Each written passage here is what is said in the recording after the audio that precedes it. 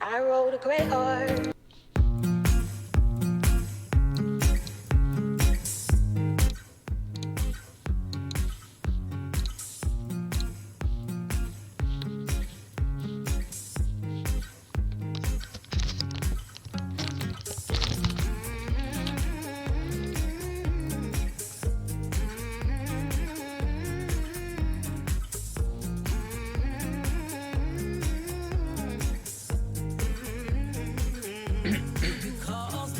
Alright, back in like 2 minutes.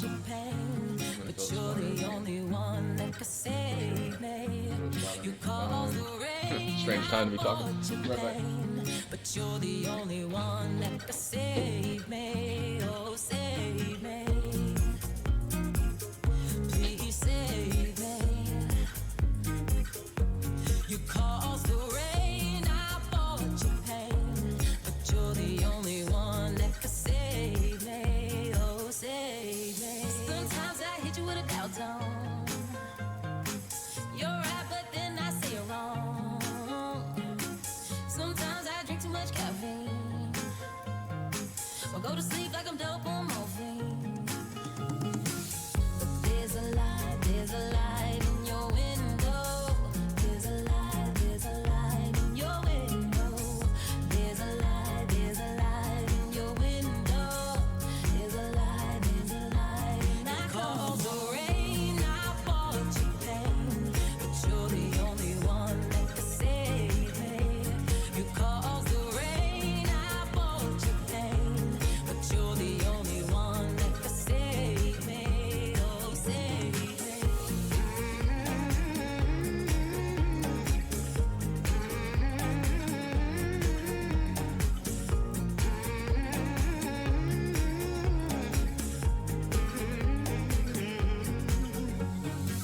Sometimes I leave you home alone.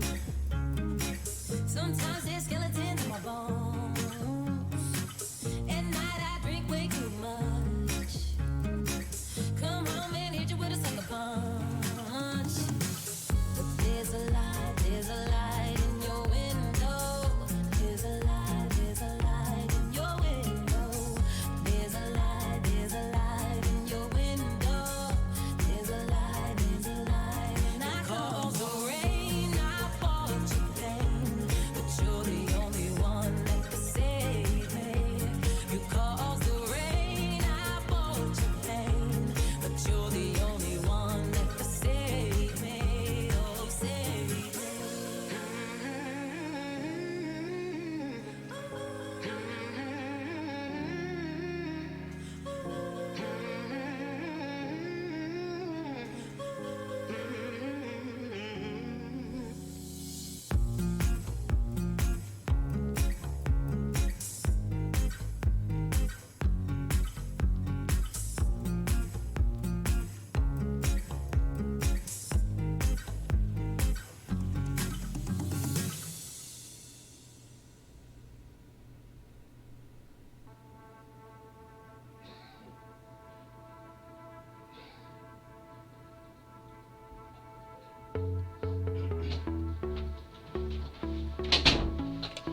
Alright, world, what up?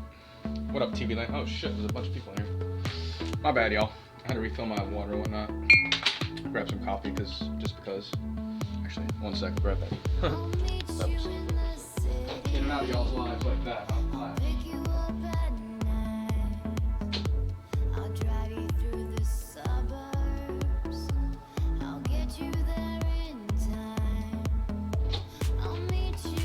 Alright, we're back, so don't worry. All's well. Alright, let's do this.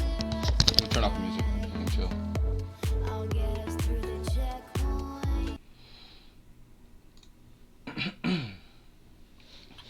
Okay. So, all is well. I want to tell you guys, I guess, while I got y'all here chilling for a second, we're gonna talk. So I'll probably like chop up some of these things that I'm talking about and thinking about right now. And then from there, we can do a little bit of Q&A if you guys want to. So sometimes I won't be able to read chat. Like I won't, because I'm going to actually like upload these to YouTube and whatnot. And I want to kind of keep it clean. I noticed a couple of times that I'll like stop and shout some people out in chat and whatnot. I mean, everybody's going to, it's kind of funny. It's cool. Because randomly in some of the YouTube videos, you got like a person just a person's name just gets name dropped randomly, and they don't actually see it and whatnot. So what you guys are typing, they won't see. I guess in the future, if I wanted to, I could put this chat on the actual screen itself, so that way when we do do like clip videos and whatnot, we can actually just have y'all talking and responding as we see it. So straight for now. What up, TV land? What's the deal? It's been kind of crazy, man. People, I mean, crazy as far as I'm concerned. People like have really been cool as far as like commenting and back and forth on the videos and whatnot. So I met some interesting people already, and this thing has just begun. I'm gonna kind of figure out how exactly I'm gonna do this thing. Right now, I'm just gonna like start live streaming here. I'll clip over at YouTube. In the future, maybe I think I'm just gonna start streaming on YouTube, to be honest. So we'll figure all this out. But I'm gonna jump into some topics today about AndrewYang and TulsiGabbard. If you guys don't know who they are, I will. Here's what I'll do. I'll put some links in the actual YouTube description. Hey, what's up? Morning, Tomahawk. I'll put some links in the YouTube description, and that way you guys can like kind of get some like starter videos. So if you catch this video for some reason and you've never heard of AndrewYang or Tulsi Gabbard, or what's going on in the world as far as American politics, as far as why you should care, what the deal is, what the world is saying out there, interesting times right now to be a person in this world. And one of the stranger things is some of the things that are being talked about right now seem possible, like beyond possible. It seems like probable, like seems like it'll eventually be done some way, somehow.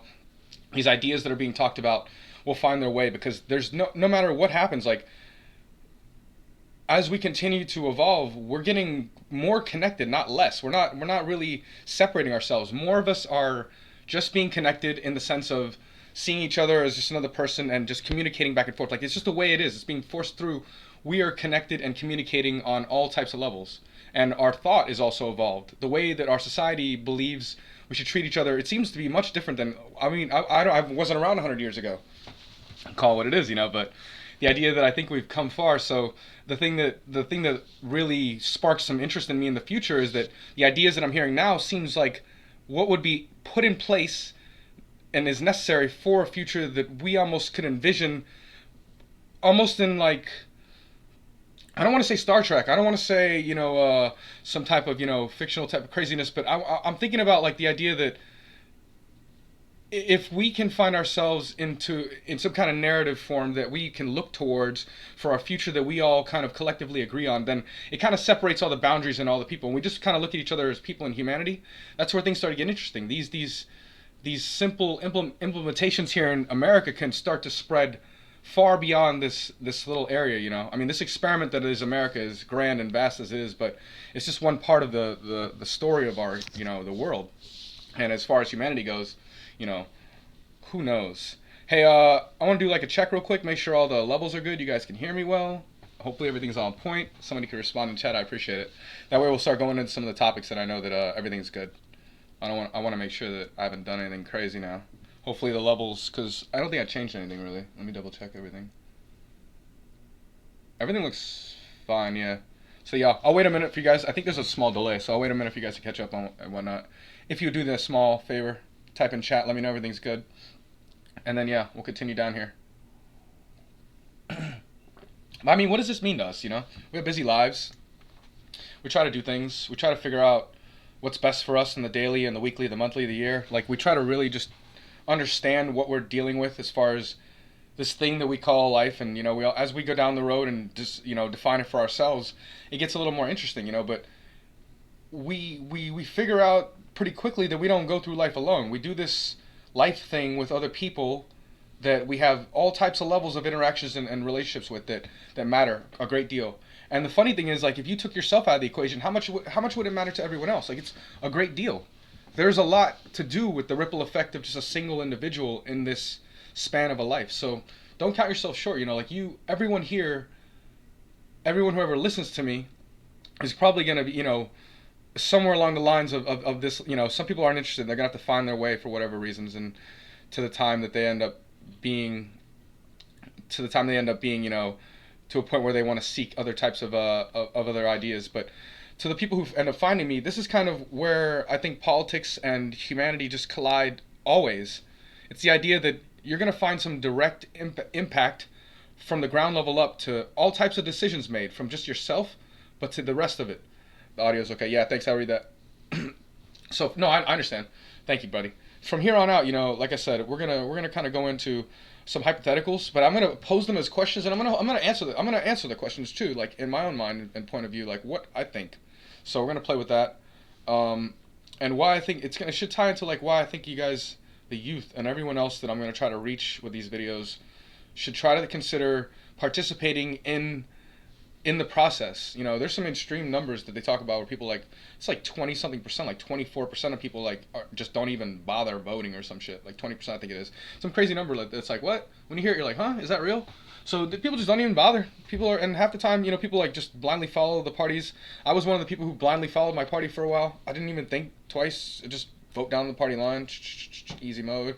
Consider that a day if I was doing my duty. But the reality is, make a conscious choice. That's the duty. That's the duty of the citizens. That was the duty of citizens when this time began, when experiments started, when America was, young, and people were like 20, 30, 40 years old, creating the laws of the land, what I'm saying? They weren't much older than that. Ben Franklin, I wonder how old he was in the end of that whole, end of the founding of this country.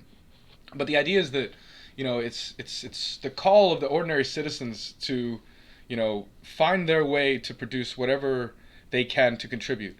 And whether it be just educating themselves in some kind of form to get their opinion in a situation to where they feel comfortable about casting a ballot or any kind of, vote or whatever towards people, that should be the goal. That should be the right and the goal of people.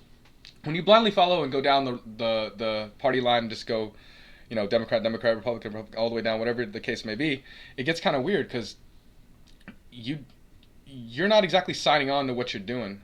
You know what I mean? So that's why I want to talk to the youth a little bit about what is happening, because people out there are making decisions on behalf of people who are quite a bit younger than them, And I don't consider it an age issue. I consider it more of a relative, like, generational change and divide as far as what one person considers valuable and what they think is worth signing into law or acting upon with the might of everyone's opinion. So when you have like 50 years of a gap between individuals, say 70 to 20, as far as like politician to a college type individual. I guess I would say college type, but I would say more as a person who's like still trying to search for themselves. We'll put it in that kind of context instead. So a person is not really fully produced yet, productive in the means of like even thinking for themselves, is trying to figure out what's going on in the world. And a person who is half a century above them as far as lived their life and what is considered important to them decides their fate in some term. And in the end of that, the people at the end of that, they end up finding their way out of the equation before half the stuff would probably be implemented in any shape or form.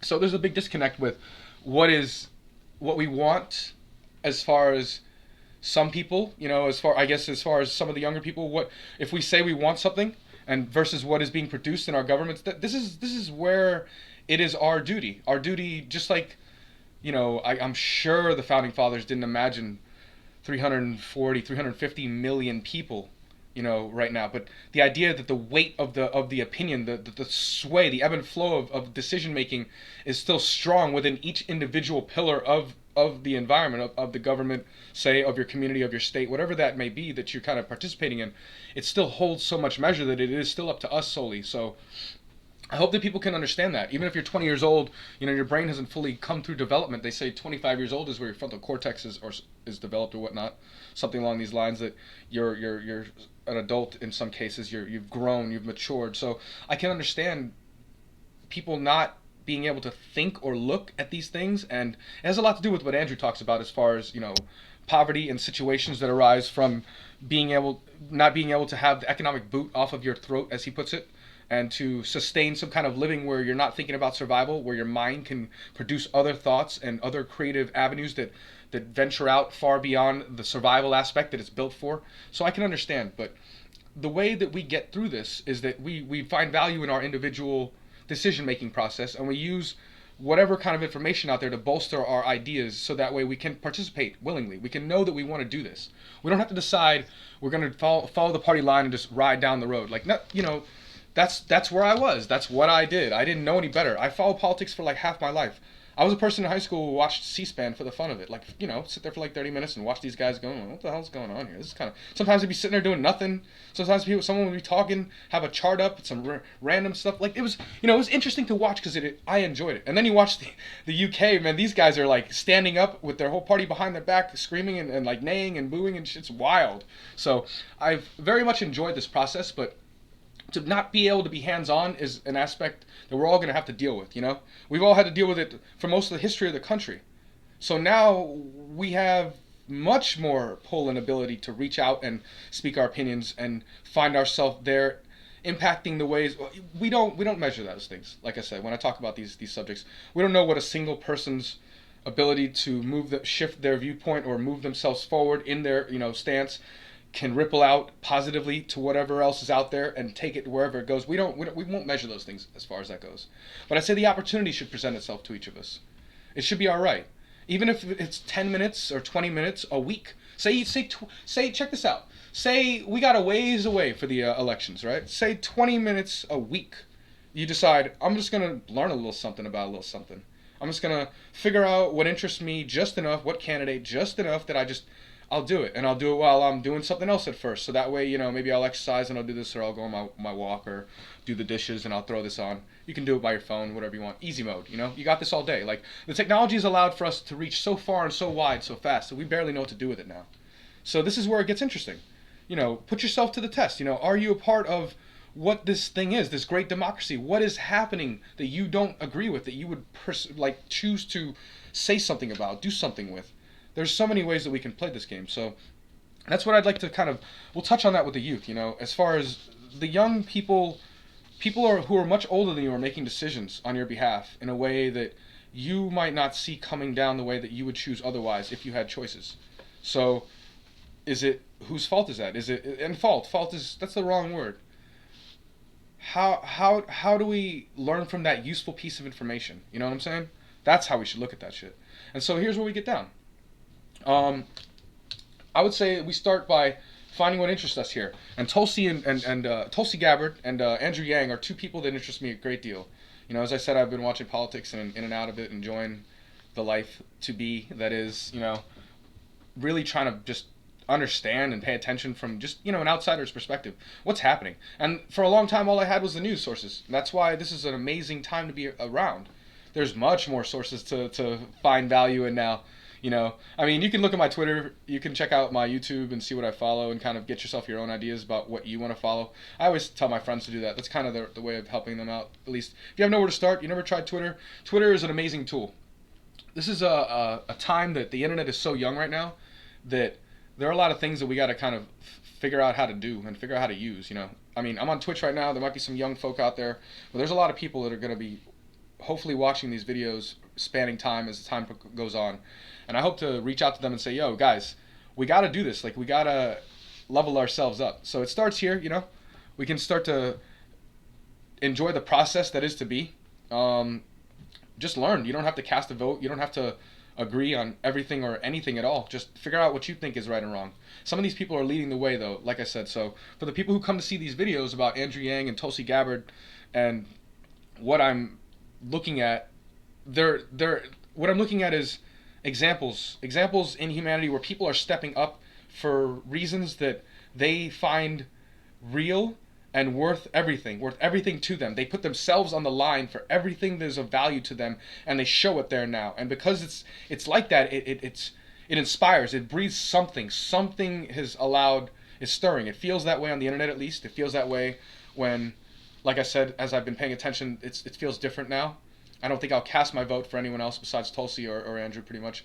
I've been watching Mayor Pete and the others a little bit, but I don't know. I'm weird, the way that I feel, I'm just trying to feel it all out. So right now I'm just chilling. I'm just trying to learn and understand what's going on, much like you guys, much like I suggested to you guys, and try to see where this goes. But let's pose a few questions. Because we're on the subject of casting our votes, deciding what we want. What do we want? What does America look like to us? What do we want it to look like? I wonder how many people have ever asked themselves that question. They're probably like, yo, what do I want to eat? my dude. America look like? I don't know. Hopefully it still looks green in 20 years. You know what I'm saying? Like, hopefully we still got clean water. Oh goodness. No. What is your view of a place that you would like to live and call home, and if you want to raise a family and etc. You know, the place that you roam. What does it look like, and what do you want it to look like? You know, these are interesting questions, and I pose this in the form of excuse me. I pose this in the form of how we can get it done. You know, so as I kind of talked to a little bit before, get yourself a little bit educated on some of your subjects so you can cast these votes for people. You can try here, and you know, try as we might fail. These guys might not get into a position to be able to even receive a nomination. You know, but what if we decide, or they decide, I should say. I put it out there to them because maybe this happens. What if they decide that there's a new way of doing this thing called the President of the United States? Now, instead of one person running, I'll go through some negatives in a minute. Actually, should I just spin through the negatives now? In a second. So, as you know, as this thing has always been, you know, we see a bunch of people go up there and they do their thing. They present themselves to us, and we kind of try as we might figure out who is what and why, and then we try to, you know, and then through the politics and the parties, they all converse into some kind of decision-making process where one emerges and we ride or die with this one. You know what I mean? What if Andrew and Tulsi do superhero team-up, Marvel style, and it kind of one of those things. I mean, they can decide where they want to draw the line as far as who else they want to, you know, umbrella under that, but the reality is that the more people you put under there, you're putting your eggs into one basket. So the reality is that that is dangerous in its own self. What if one falls? What if one does something that should not have done, and it rocks this boat, this life vest, you know, I mean this life raft that is being built. So there are true negatives, and also we don't know how Tulsi or Andrew think about each other internally as far as trust and all that stuff, but we'll just play on the fact that we'll present this to them for a second and let's see how it goes, you know, for the funds. So they decide superhero team up.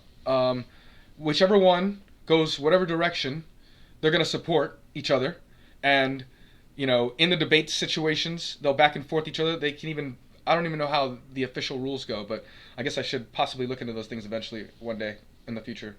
Considering we'll probably have to look at all this stuff and talk about these things in depth some more. But for now, you know, we'll just kind of think about it. What if the debate stage looks like these two are not really tearing each other down, they're more building each other up? You know, and one doesn't know, they defer to the other, and they put the ideas in a position, and they challenge each other when they find it necessary through their own human thought process and mind, you know, and mindset as far as how things should be. So you can see these people, real human beings at play. And this idea of team up only comes together in the fact that they don't shy away from communicating every opportunity they can get, you know, communicating back and forth, you know, to us, I guess, as so to speak, that they believe in the other person. I mean, I think their strengths lie in very different places. I think this is why I'm suggesting such a thing.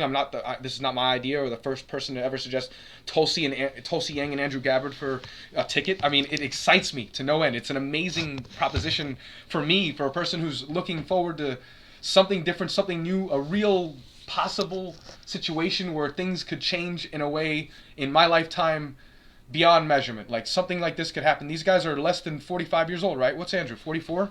Tulsi's 39 or so, 38? This is insane. This is not like anything I've really seen before. So if they make it through, and especially if they make it through together, if they push each other up. Andrew's already stated that he doesn't mind, he just wants to solve these issues. So he doesn't mind taking another position. Excuse me, my nose is bothering me. He doesn't mind taking another position. You know, he doesn't have to be the president, but I was thinking about that today and trying to figure out what that means to me. Which one president, which one vice, one's going to reside over the Senate a little more, one's going to talk, you know, be in kind of that play, the other one's going to commander-in-chief is the official role, status, and or decision-making as far as war or conflict in those grave issues. Like, this is where I was trying to figure out, what does it matter, though, if it's a team-up? What does it matter if it's a coalition of two, no longer one, under president almost? It's almost under the president ideology. It's like this unit is president. Between the two of them, they can solve whatever issues that are going to call for the need of more than, it'll always call for more than one person. That's why I asked the question. Is POTUS, President of the United States, one person ever? Can it ever be one person? Can it ever be just a single human being that just holds it down, solid? I mean, obviously we have our checks and balances. I'm not talking about that stuff, but I'm speaking about this position, this thing that the founding fathers, going back to that idea of what it is to participate in our government, and what they thought this could be, even though there's so many of us now. What is this? I mean, we got one dude. Joe Rogan talked about this, man. You know what I'm saying? We got one dude. Do we need it? You know what I'm saying? Like, what's good? What do you guys want America to be? What do you think the future looks like? You know, what could it look like? It doesn't have to look like just this or the one thing that we only always thought it could be. You know, like, it's for us to decide, and this is where it starts to become real live, real interesting. It really is our decision. How do we make a decision? Well, I think this is how we get ourselves educated just enough to make an educated decision that we can at least go with, and we see what happens. We go into the unknown with the right intention, and we're going to make mistakes. There's no way the first set of human beings on this platform are going to handle all business. It's just going to be lock solid. We're good to go. Ride down the road. Hey, guys, everything's been checked off the list. 3 years. We got one left. We're all going to kind of relax now. Like, I mean, whoa, that would be another level. So we could start here. You know, and if it doesn't have to be a single person as the president of the United States, then maybe Tulsi and Andrew go, all right, guys, check this out. We're doing this thing, team this thing. You know, we're gonna go our way and do our thing separately, but this is how we're doing it. One makes it up, the other one's pulled. We're gonna rock the ideas of the other person. They're not going anywhere. You know what I'm saying? And vice versa. They're gonna this probably more than likely is some kind of strategic play that they're probably on other levels. They probably have 3 levels deep on this already. They're probably like, all right, who's gonna be, you know, beyond the cabinet or advising or whatever? Like, who's gonna be in position to play when time comes? But everyone has their own idea of what is right. That's why I think two minds, two wonderful energies, 2 positive powers, each with their own unique strengths and standpoints that come from such a different cut. They're coming from different reasons. Tulsi has been a veteran for 16 years. She has seen the costs of war and what is happening in our world. She understands that there's quite a few things that can be done before making a choice of that magnitude. And I've seen what people try to say about her as far as, I guess, she wants some of these other people to continue being brutal dictators in some of their areas. You know, I'm trying not to go too deep in some of that stuff, but the idea that's kind of her will. I think that she's more understanding of our costs in general. And Andrew has this really firm grip on a future that he's looking at right now. He's staring at it, and he's looking it in the face, and he's trying to understand what is happening to the people that are making the decisions, us, and the people that we put above us, and the people that we. It's funny, you know, these guys. We're always going to have great ideas. I think it's how we get them to the people to listen to the masses to go forward. I think little by little we start talking to each other, then we talk to our family and our friends, and we start conversations there, and then we go beyond that, and little by little, you know, doing it in a fruitful way. We end up. I'll reach out in a bit. I promise. We end up finding our way there in a lot of different forms, and we might even change our course just a bit, you know. But this is kind of where I think it starts for me, at least. And this is why I'm starting to make videos and why I'm asking these questions and trying to figure out what's going on. I've been thinking about this for a long time. I think here and now it's time for me to do these things the right way. You know, at least try to share what I'm thinking about and try to help communicate in such a way that we can try to move forward. Because I see a future too. What do I think America could be? I think it's more of the world. What do I think the world could be? I think it's something like a Star Trek almost, you know, like I go back to these things because it's like humans have long thought and dreamed these visions. I think that we could come together as people, and as Andrew's he's hitting these things, man. He's hitting these things hard and with affirmative thought process. Like, he has thought these things through. We are valuing ourselves incorrectly. The way that the GDP, that he just explains the GDP and how we're operating as far as, you know, economic you know, value system that derives our worth.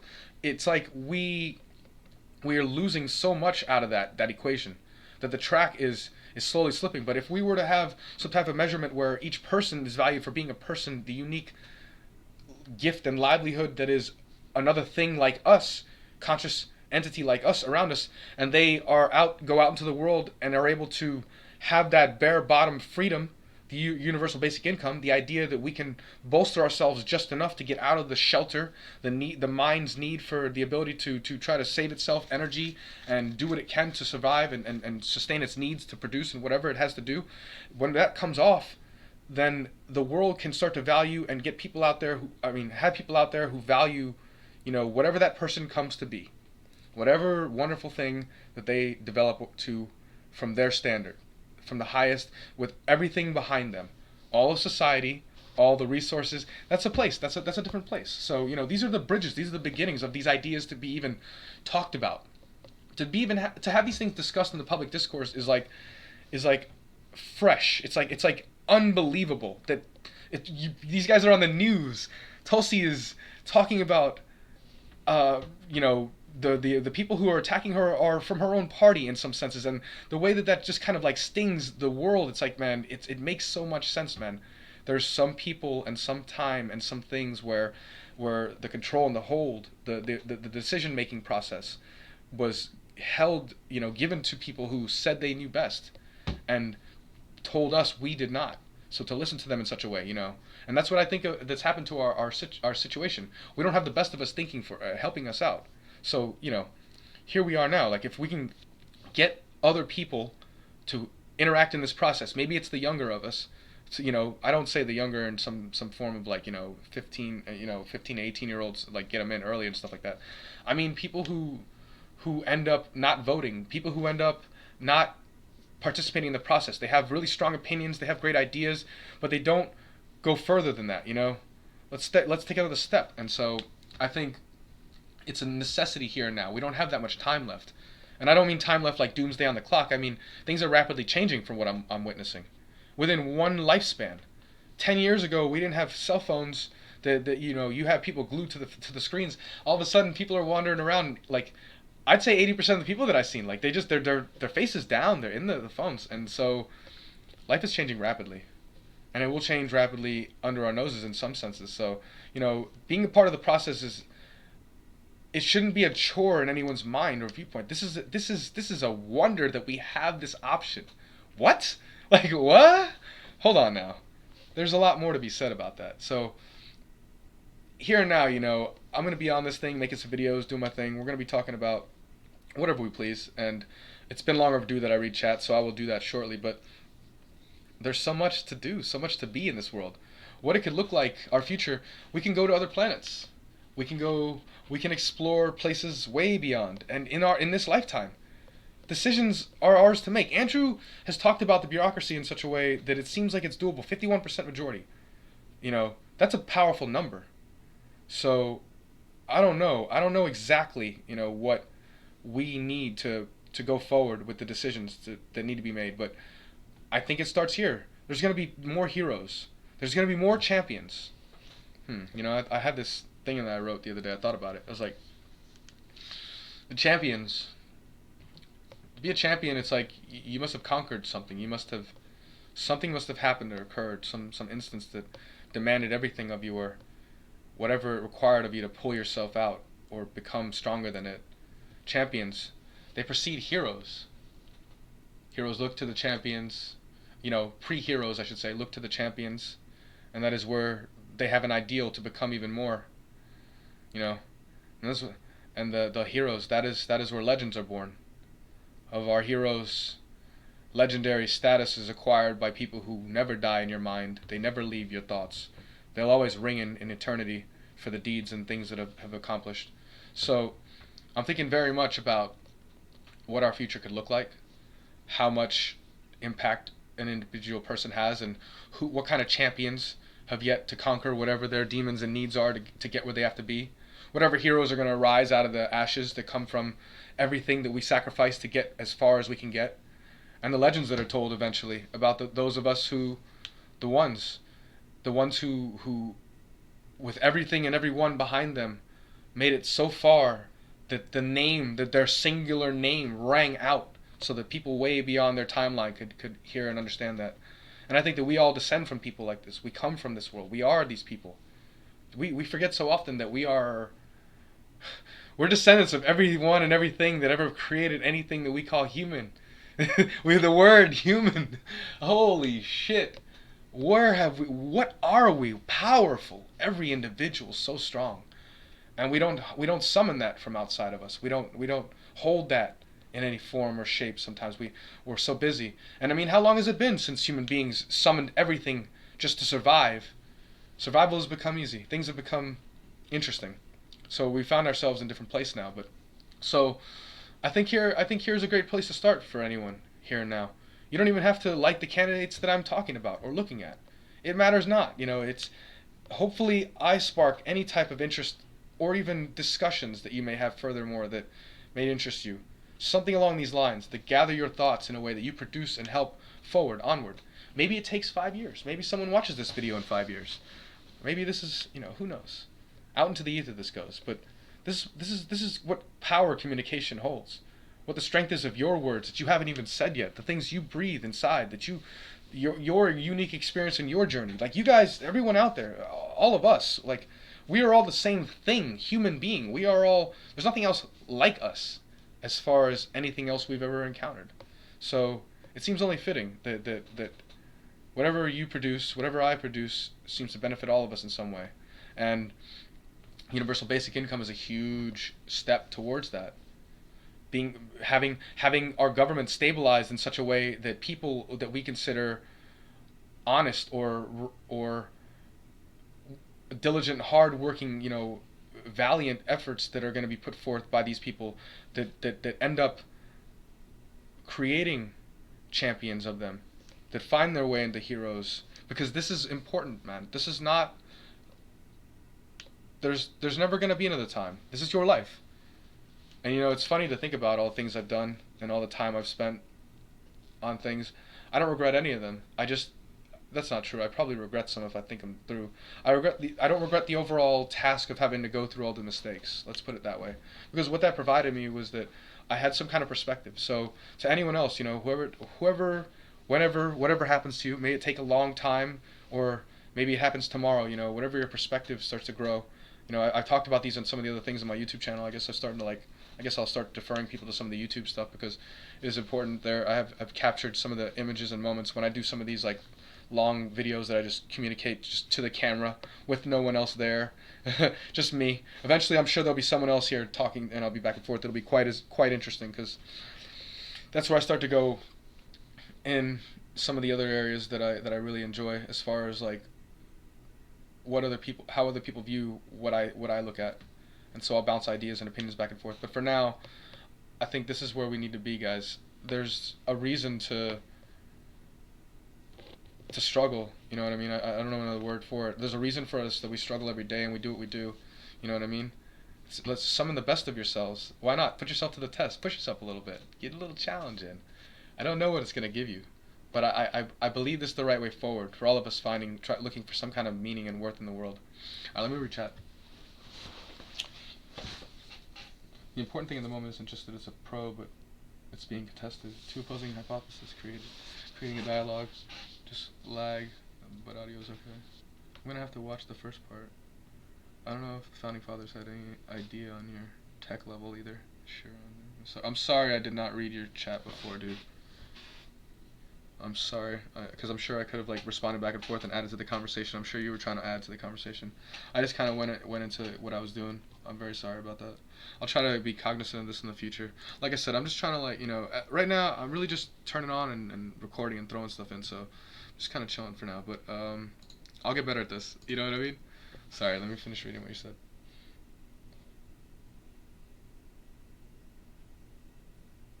Andrew is president, Amy is vice, Tulsi Secretary of Defense, Bernie oh, interesting.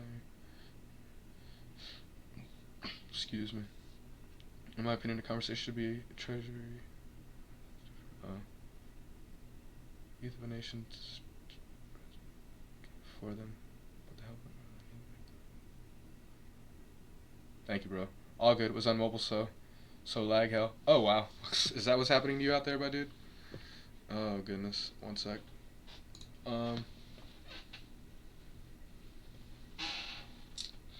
Alright, let's talk a little bit about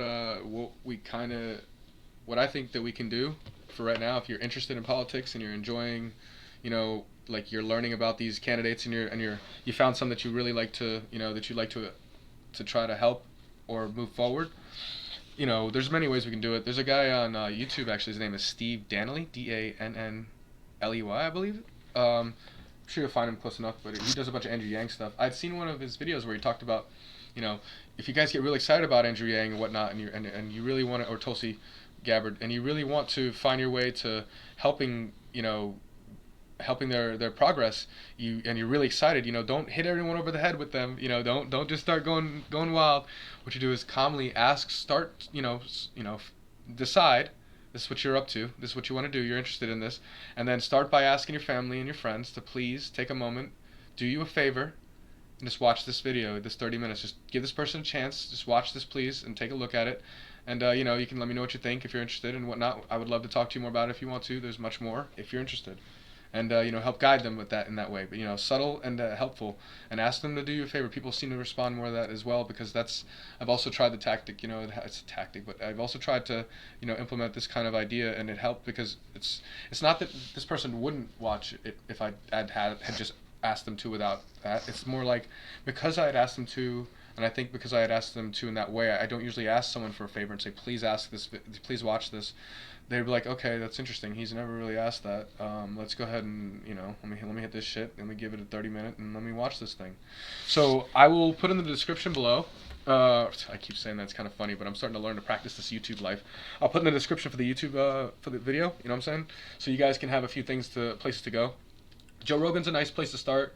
It's a 2.5 hour video on Andrew Yang though. TulsiGabbard did an amazing second Joe Rogan as well. If you guys are interested, Joe Rogan is. I'll do another communication on him. He has changed my world and inspiration. He's the one who started me on this path, not in this direct path, but this path here, as far as what I wanted to do. So he along with several other people really opened my world. So I've come a long way from 3 years ago and who I was then. But the other few I would suggest for Andrew Yang. LA is a good one for his LA rally. The Vegas rally is a good one. Was it Minnesota, I believe, was a really good one. Detroit. So these are all really good ones, and you can decide for yourself after you review them and look at them a little bit and say, hey, okay, this one here, maybe a little too long for this person. It's an hour and a half or whatnot, 2 hours. Try something 30 minutes, something that encompasses. He's getting better and better. Andrew Yang is just getting better and better. For a person who's not a politician and doesn't go out in that world, every speech that I watch him do, every time that he speaks to people, like he is just more and more energy is coming out of him from everything and everyone that he's in meeting and coming into contact with. So I find that really, really encouraging to watch this happen.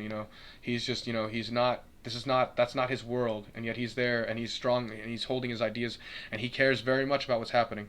So you can start with there. TulsiGabbard. Breakfast Club is also a decent one for Andrew Yang. There's a lot. Like I said, I'll put some in the description. Tulsi is another one that's very, very interesting. There's like a lot. People are doing a wonderful job.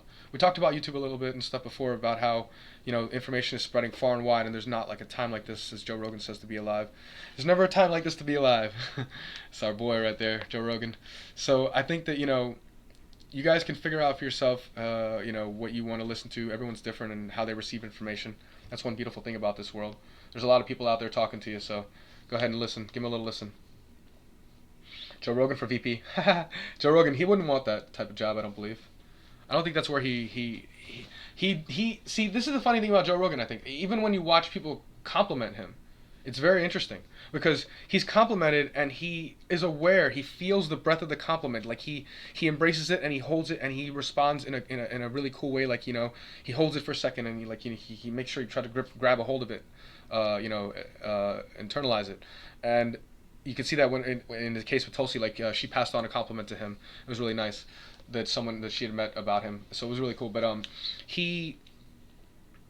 it almost at the same time it might lift him up. It almost makes him feel like that that really like that weird feeling, like that awkward, like it's probably like it not gross him out or make him, maybe it makes him feel a little funny, like maybe uncomfortable or uneasy, because he probably doesn't feel that he's a person that other people should look towards as far as that to hold in that high in regard. Like I'm sure he knows very well his own flaws and what's going on with him and in his world and stuff. So, but I think it's very interesting to see that. But he nevertheless, he holds a great deal of value just by letting Joe Rogan be Joe Rogan. He can be himself, and he continues to do what he does in a way that inspires people because he is free to do that, and he produces that content in that beautiful connection to other human beings in such a way because he is free to do so. So I think that such a thing like a putting him under restraints in a position where he is beholden to some kind of like, you know, responsibilities and VP, that might be too much for a guy like that. I think his value lies elsewhere. I could be wrong though. What's up, Lake DK, by the way? I always wanted Bill Gates and Snoop Dogg. You guys are wild, bro. UBI is a band-aid used to get to RCE. I heard about that, RCE. Is that the trading? The Dartmouth frat house and Lessig are ones where he goes off script. Ah, interesting. Heard that. Yeah, that's cool. I've seen a bunch of them too. The frat house. Yeah, I saw that one. Yeah, he curses like sometimes too. It's pretty interesting. It's kind of cool to watch him kind of curse and get down. I love seeing that stuff because it makes me feel like I like to see they're human like that. It's interesting. Plus I curse as well too, so I don't really have my own personal bias on cursing and what that's all about. Ain't no thing. But I don't know that. As far as I understand, the RCE, the trading style economy, where everyone barters instead of having any kind of dollar format as far, monies, whatever. I don't know what that. I'm not an economist and I have never really studied it so far, so I don't want to comment so far on it. But what it looks like to me right now, when I think about something like that, it's like, okay, even if that were to occur, there'd have to be some kind of generalized currency or singular thing that things are valued in and out of, almost. I mean, yeah, you go, this goat is worth 3 chickens, I guess, or it's worth, goats are worth, 5, trade dollars or whatever. So that way, when a chicken's worth like let's say two for the goat, so chicken's worth like 2.5 or something silly like that, So the idea that you can do 1 chicken and some beads or some rice or whatever, like you start playing like that, you can keep it uniform in some way, shape, or form. Otherwise, you'll be on one side where rice is more plentiful and people are huckstering and back and forth. Like it's gonna get very dicey really quickly. You can start maybe they'll ship the rice down the other side and hustle the other guys. I don't know. It's just gonna be a funky thing for me in my mind. Human beings are wild, dude. You really want to put them in that situation? I don't know, man. I don't know. So I haven't really read too much or learned anything about that. So we'll kind of move on beyond that. But the idea that we trade for our goods and whatnot, and we just kind of do it like that, as far as, hey, barter every day of our lives, that could get costly and time consuming as well. Because time spent deciding on good deals and hunting for deals would be a weird place to be as well. I'm not sure, man. I think the freedom of having cash in hand through the UBI process allows for the infinite possibilities of decision making to be in the beholder's hands, and they do with what they will. So that way there's no real process as far as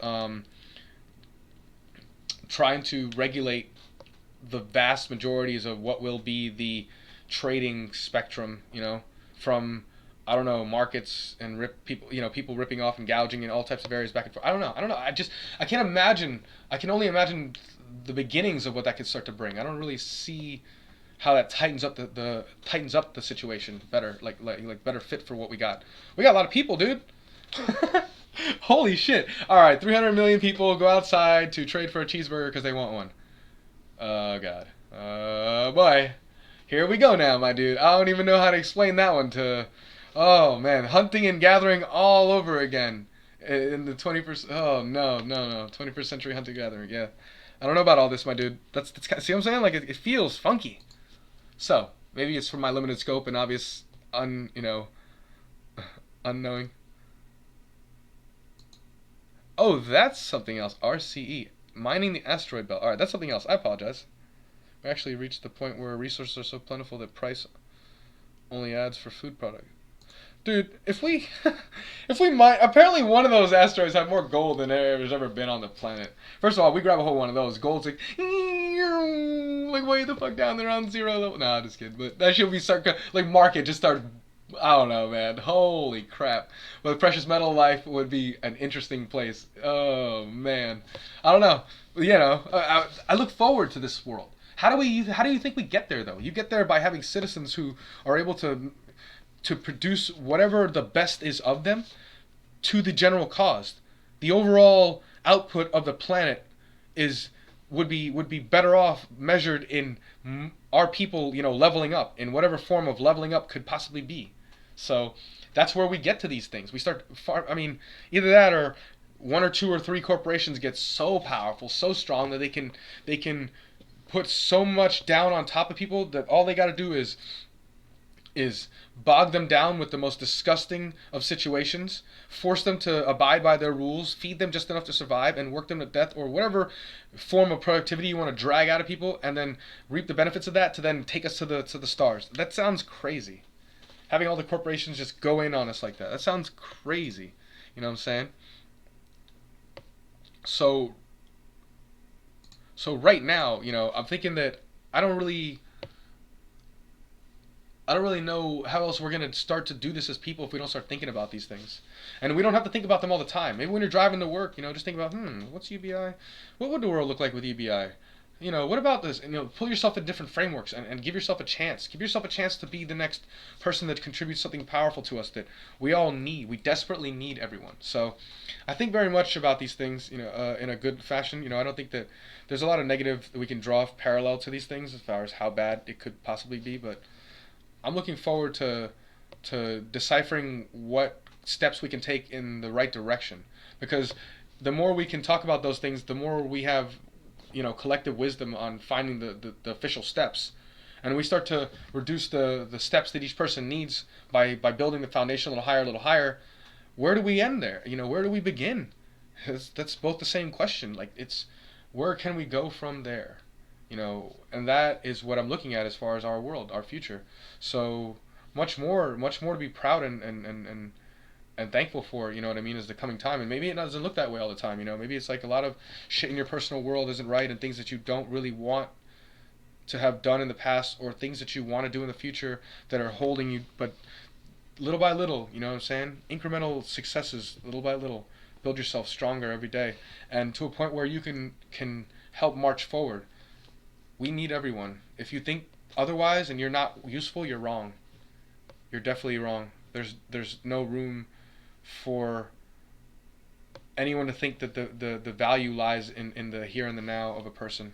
It might take you all of your life to realize your potential, but we need everyone. And this is going to be where it gets interesting, guys. Because universal basic income, Andrew Yang, his list of over 100 policies. I mean, some, are interesting, small ones, big ones. He wants to make voting a day a national holiday, you know what I'm saying? All the way up to this, universal basic income. So, I also, I can only see this being a good thing no matter what happens, and no matter, because if we can, like, I remember there was a buzz when Bitcoin was around, was starting to pop off before it reached its peaks, and it was in the air. Everywhere you went, people just wanted to talk about it. They wanted to talk about it. They had this discussion brewing in their mind, and then when they found someone that they were willing to share that with and thought it was relevant, they would. Sometimes strangers, sometimes in the most random positions. So this is where I think our world could start to benefit from things being on our mind. Like, we can share in that kind of buzz way. Like, the buzz of our possibilities are endless here. I'll check that link out in a bit. It's going to be an interesting ride, guys, down this road. And, whatever inspires or interests you, you know what I mean? May that be your way. Maybe you loop full circle. But that's what I think. I think whatever we produce, it's production, something is produced for all of humanity. I mean, it can easily be that way. So, I'm not sure.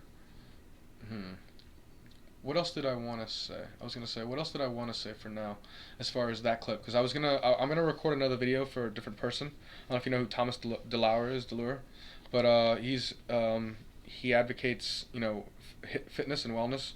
He actually talks a bit about the keto diet, which I was experimenting with. I was interested for a while, the ketogenic diet. It was just low carb in general, and then he really goes into a lot of science. So I was probably gonna do a recording for that, and I'll probably head off in a little bit because I gotta get some food in.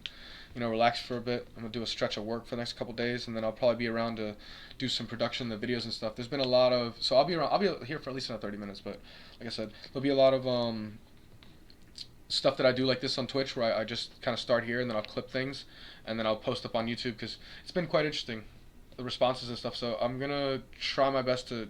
I'm not sure exactly how to do it yet, but maybe I'll do quite a bit of time, like, I'll do several hours worth of content in the future. I have a lot of notes and things that I've written, so I'll do a lot of I'll do a lot of these, like, train of thought marathon sessions, and I'll chop it up accordingly, and I'll post parts on YouTube. Because a lot of times I find myself going into positions where the thoughts that I wanted to kind of maybe make a video of, or I have probably thought of expressing to other people, but for some reason, they come out in their natural form when I'm just discussing other topics in some form. I kind of veer into it. So, there are nice areas to clip off of these. So I kind of like the free form where I just talk to the camera for a couple hours. I will try to tidy up everything about that is my social media, so I can actually try to make this something that can get to the masses, and then I will try to find a podcast, maybe not a partner, but maybe I don't know. We'll think about it a little more. I'm not exactly sure what I'm doing as far as I don't think I want another person here, so to speak. I can't say I don't. I just don't know how I would like it to work. So we're gonna work that out in the future. But we'll maybe talk with others in somehow, shape, or form. If I be like Skype or Discord or something, we'll get some like video chats eventually about some of these subjects. But I've written a bunch of stuff, so I think I'll compile some of my thoughts from the written form, and then I'll just brainstorm it out, and then come into one of these with the intention of just kind of recording on all the thoughts. Something like today, something like I've been doing mostly, and we'll start from here. But yeah, let me read a little bit about the end of Star Trek. Then probably Warhammer. Oh, hold on, I want to read this stuff. It's not limited for resource, but it's for space travel. Oh yeah, hell yeah. AI is a primary education, then a full sense of self. Interesting. What's that? Which is for tangent. YouTube is for conscious. Yeah, it's Twitch is. I know. I need to fix it. I have an issue. I've had some issues with some technical issues, so this is the only way that I can really run it right now. I'll be running it differently, though in the future for sure. I appreciate you though. I'm enjoying the conversation. What is that? Oh, Yang2020.com policies. Oh yeah, the policies are there. Yeah, for sure, dude. He's got so many. I know. I went through it earlier today, actually looking about a bunch of them. But this is gonna be the future is gonna be interesting in that regard. That's where we need to be. The AI doesn't have to be a bad thing, but like a lot of these people are talking about, without regulating or some way, I don't know how it could be. It could limit the possibility of it being a bad thing. We're getting off track a little bit, but the idea that AI. Because this is where it ends up. See, this is kind of the future. Like it could possibly end up leading. Like as we talked about some hypotheticals, people and companies get so powerful through the mediums that they're in, of wealth generation and innovation and tech, that they have such a strong hold that they go so far down their road that's it. There's no regulations, nothing necessary, and they'll be so far ahead. They'll be light years ahead that no one will really have to. Or maybe even be in a position to regulate them. They won't even know what's going on, be able to caught up to them. And it's not even, you talk about the world scope for a minute, because it's not even just the U.S. China's popping off over there, my dudes. So, but I would like to see us encourage AI as best we can, because I think it's a good thing. I overall think it's a really good thing. Maybe I'm just naive in some senses, but I've listened to a bunch of these guys talk about it, who are experts in their fields of parts of artificial intelligence. What was his name? Like Lex Friedman's pretty cool. I've listened to a bunch of these guys, but like I said, the humanity we want, that we see in our minds whenever we get a chance to think about them, the way that they look, in our minds is not just the only place they can be. And when we find our little ways to kind of get there, it's gonna be rough and rocky, but so that's why I say in real time, this is what I think is happening in our politics right now, in American politics. I think that we really are. Yeah, AI is the way, my dude. I'm with you. I think we really are finding our way with some bright and brave souls in AndrewYang, TulsiGabbard. There's other people out there, man. I only say their names because these are the people that I feel most comfortable casting my vote behind. They're the only ones. So I will continue to do that until I include others, but they are the only ones, and maybe I'm wrong, but that's enough for me. Like what I've seen and how I felt about them so far is enough, and I will continue to make videos and continue to speak my mind and continue to think as I drive to work and in the shower and whenever else I have free time and exercising and doing dishes. I'll be thinking about these things, because this is what interests me. So I invite you guys to do the same and help us all try to get somewhere beyond where we are, because the vision of the future is I think that I used to hear about this time, Neil deGrasse Tyson used to talk about the vision of tomorrow, and the time when people used to dream about flying cars and amazing things that humans were going to do in the future. They're talking about right now. They're talking about right this minute, 2020. Bubble capsule things on the moon and shit popping off all over the place. They were talking about humanity. They were talking about dreaming of what it could be. And I think that the narrative, the dream itself, is not the same for every reason. It's distorted for every reason you could possibly think of. But the fact that we don't seem to be dreaming is where I think our issue lies. Like, we're not collectively dreaming on a place we want to go. And here's where the fun comes in. We can easily do it. And why are we not participating? We spoke about this a little bit before. Every single one of us matters so much that our participation could be the next step. You could think the world is sliced in so many ways, and the attitude that which you use to look at it, the lens you use, spices it even more. So take that with you and carry that along for a week. Maybe it makes you feel better. Why can we not do that? Yeah, maybe I'm right. Why can we not? What's wrong with that? And maybe you are the next link to the position that allows us forward. So little by little I say those words because it makes me feel like that's the right way of progress. Little by little we're gonna go forward far. We're gonna go far forward. I believe in us. I believe in humanity. I believe in what we are doing. So much so, how we treat others, how we treat the animals, how we treat the planet when we care. You cannot think of every poor instance of the collective us as a marker for what we are capable of. It's only the stretches the bounds that we've been able to push forward so far, the good and the bad bounds. But nevertheless, there's so much beyond us now that we are yet to receive. So I'm looking forward to our future, 5 years, 10 years. I can't wait. I have a few friends that are really close to me they're on the opposite end that, I dare say cynical, but they have viewpoints that are fair, logical, smart people, and they don't really believe a lot about that we're going to make it or how we should or we have a chance or even if we deserve some cases or form or even themselves. They believe in themselves, and I think that these mindsets breed something internally that allow for you to have that possibility, that possibility of those things override the system and allow or take over in a position where it gives some more breathing room to something that may otherwise you would have held at bay with all the other majesties, the grandeur, the amazement that is being, the potential in front of you that is always existing around you constantly. That those overshadow this type of a feeling and that type of an internal knowledge that you see this potential around you. So I think that while you can think about these other things, and it's right to, and you should challenge and always look at your ideas in that way. You're gonna progress more. You're gonna gain more power and energy, from my opinion. Something internal by pulling the good from and seeing the good through that lens and using that to push you forward.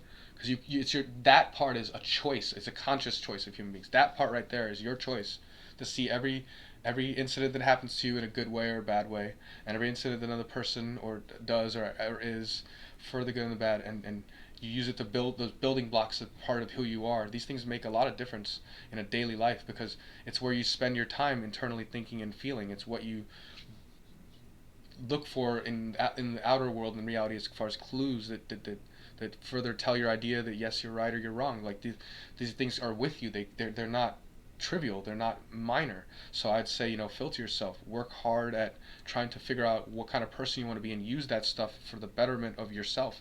It's worth it. Because as you go along, you're going to make the mistakes, but those mistakes through that lens, they're not bad. They don't become things that you scar and mark yourself with as far as hindrances to that mark that I was trying to achieve, but now I can't because of this. They're much stronger than that. They're values that you get to add to the thing that you are and what you're doing right now. So it's very much worth it. And I guess I'll tell you one of these quotes that Marianne Radamancer, really really cool. She said this quote is like I'll never forget. I don't think it locks in place with me. Courage, and I'm going to paraphrase it one word. Courage is not always the lion's roar. Sometimes courage is the quiet voice inside that says, I will try again tomorrow. Marianne Radamancer. Yeah, carry that with you guys. That's something interesting there, because you don't have to fear and give in to your failures as far as marking yourself or scarring yourself by defeat. Your ability to recognize what happened to you and pull forward gives you a new spectrum of wisdom to pull from. It allows from such a powerful new perspective if you will use that lens to view it from. So nothing bad coming forward, just something strong and powerful in each wake. And with each passing time, each passing moment that you dock down in your experience levels, you're going to find yourself leveling up to a position of some kind of difference. It's, as Jordan says, the incremental difference that you put in yourself, daily, weekly, yearly, it turns into a position of such a different person by that time frame. And I'm living proof of that. I'm so different. You can look at some of my past videos and see who I was back then. 3 years ago, it's about time when I was gaming 10, 15, 20 hours a day. 20, easily. 30 sometimes. But I was just doing all types of different stuff with my time. But Jordan says, those incremental differences in life, as you look back, the person you're looking at, it's not even the same domain. That's as he says. You're not even the same person in some cases, good and bad. And if you had to shed off a portion of yourself, 95% of yourself, if you had to get rid of that and build from whatever was left in some type of way forward, of your choosing, because you want to, this little by little effort is all you're going to need. It's what will carry you forward. So imagine a person who has some time to think about these things and some mindset off their back where universal basic income is comfortably cushioning them forward little by little. You don't have to worry about food every month. It's got your back. You don't have to worry about, you don't have to worry about shelter. We're going to hold you down. You don't have to worry about having to keep this job that's 10 hours a day, 4 days a week, that's crushing you hard, beating you up, and you don't want to do it anymore. But the money, it's right there. You got to do it. And this one you could take something that maybe is more interest level. Maybe you want to do this, but it doesn't pay as well or whatever. That buffer. These things are important tools. They're much more than just gimmicks. They're much more than just ideas that are given out because it's time to elect someone and it's time to stand for something. No, this shit is for real. These are legitimate tools that humanity can use to provide something different that can define a future that we're looking forward to having. And the idea that we can do this individually as singular individuals and collectively as peoples to ask and want to do these things together. This is insane. This is impressive. This is unreal. This is I have not seen anything like this before. So happy to report, I'm down. As you guys, I'm sure you guys know the deal. I'm in. I'm along for the ride. Let's go. I am happy to be a part of this in our time now, as any parts of history that have bleeped along as we will bleep along. This right here, right now, and these individuals are alive. All these amazing individuals. There's some people that Terrence McKenna has passed this, Hitch is gone. Christopher was an amazing dude. There's so many, Jiddu Krishnamurti. There's so many interesting guys from the past that I really listen to and like and really drew from that are no longer with us. So to be able to walk the same earth as some of these people is Jordan Peterson, Joe Rogan, you know what I mean? Oh my God, Sam Harris, so many unknown names and so many known names. AndrewYang and TulsiGabbard. These people are lights. There's so many more I didn't even mention, but there are these lights that are out there. They're shining, and we are fortunate, in my opinion. So this is what is propelling me. I hope to be amongst those who help. And this is my way. Your way could be made way different. There's no singular answer to this question. The only thing is I ask you guys, pose the question to yourself. Do I want to help? How can I help? And if those answers are yeah, in any way, figure out your small way. And you do that from the building blocks. You start to figure out what you're interested in and what you're not interested in. What kind of human being you are, what kind you're not. And they start to illuminate other areas that which you can kind of go down. I dare say follow your curiosity. Remember when you were young and you didn't know any better. You just wanted to know. Those are important memories to draw from, important avenues to remember that what you're a part of, what makes you up, what makes you whole. Those things are strong. We're going to learn ourselves as we get down this road, you guys. So I hope I can help, man. I hope I will do good in my own way. But, I also, goddamn, let's see if we can get somebody we can talk to. So you guys, when someone's right next to me and they're asking me some of these questions or I'm asking them some questions, we can back and forth this stuff because it'll be much more interesting. So I will do that. I'm consciously aware that I'm just kind of recording right now for you guys or YouTubes and whatever else ends up being this way. But, I think to myself, I got a lot going on inside me, and this is the best way I know how to do something with it. So maybe it's useful. Maybe it takes 50 years on the airwaves, or maybe it's never. Who knows? I'm going to get into a lot of subjects by the time I'm done, because like I said, I have a lot in me. So I'm going to talk about my family a bit. I'm going to talk about the journey that I've been through a bit, my mind, what I think God is about. You know, we're going to have some fun. We're going to have a lot of fun. So I'm going to try to gather these thoughts a little bit. Excuse me. And I'm going to find my way forward, because I'm ready for the forward. You ever hear me saying this phrase, Chaliwa? Chaliwa. I don't know, it just it feels right when I say it, and when I say it, I know what it means. So I've put some words to it. So if anyone ever asks me or catches me saying it, I can actually explain what it means. It basically means I'm ready for the forward. That's the best English I can give you. That's all we got. But yeah, I hope. I say hope a lot, but I'm confident. I'm confident that this is going to do more than I thought it would. You know what I mean? And so, you know, forward we go. I actually have an idea for a podcast name. I got all types of stuff going on, as well as my own other thing. I'm trying to do a business venture that I'm starting. Well, you know, for my own personal, so I can create something of value, an asset of wealth generating that I can further step back from spending my time and efforts. Oh, what a wonderful UBI would be for me as well. I would probably spend most of my time doing in this world here, as well, and getting, you know, learning more and being a healthier, wiser person, so I can give more to this cause and give more to the conversation. Let me take a little look at the time and see what's good. I might take a small break here. I like to stand up for a minute and wander around, step back, and I'll come back, and then we'll finish off into like, I feel like going another 20-30 minutes, so we'll kind of finish off. I do want to record that video for Thomas DeLauer. I will.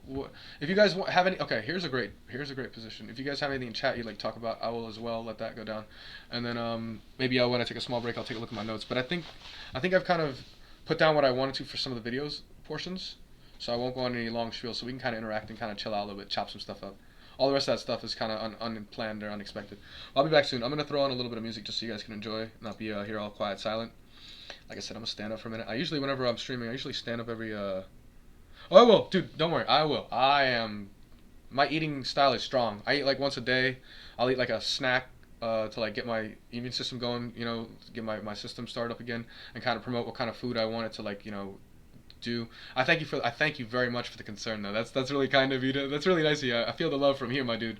But I will eat. I'm good. I have been full control of my food, and I'm really happy right now with where I've come as far as journey-wise. So we'll talk about all that too, nutrition and wellness and what I've done, what I'm learning. I'm actually on nootropics now. I've for the first time, I've wanted to do it for like maybe a year and a half. I wanted to do some kind of brain health. So now I've been on an interesting stack, a little simple stack that I've created, but no, not my own creation, but I modeled it after something else. We'll talk about it when I get back. But I have plenty of food. I got everything good. I've got some stuff all prepped. We are chilling. Got some bison. Got some good grass-fed 13 types of ramen. You motherfucker. No, not that. I'll be back. Let me get y'all a song or two. Y'all have fun. Oh my goodness, what a life. This is awesome, dude. Thank you for interacting, though. I appreciate it. Had a lot of fun with y'all. Black and white chicken. Oh my goodness. Wow. You're not messing around, are you? The last 30 seconds of the song I really love. Let's see if you guys enjoy it. I don't know. Motherfucker. I'll be back, dude. I'll be back in a minute. It's hilarious. I love it. The world is filled with so many wonderful people. It's crazy.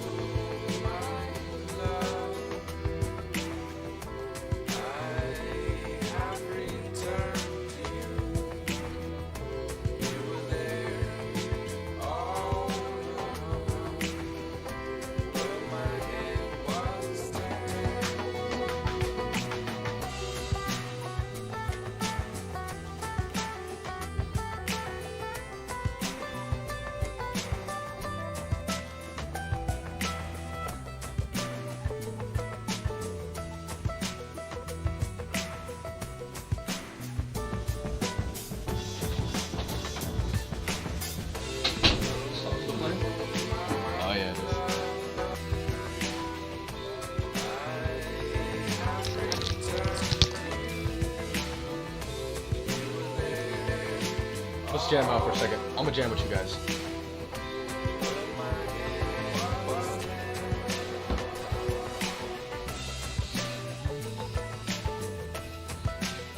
Oh, it's a ways to go still.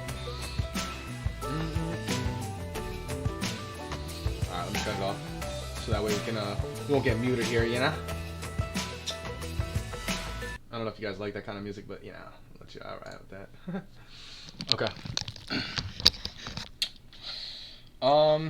So yeah, I was gonna tell you about the nootropic stack that I'm experimenting with. I think I'm like 10 days in right now. It's amazing.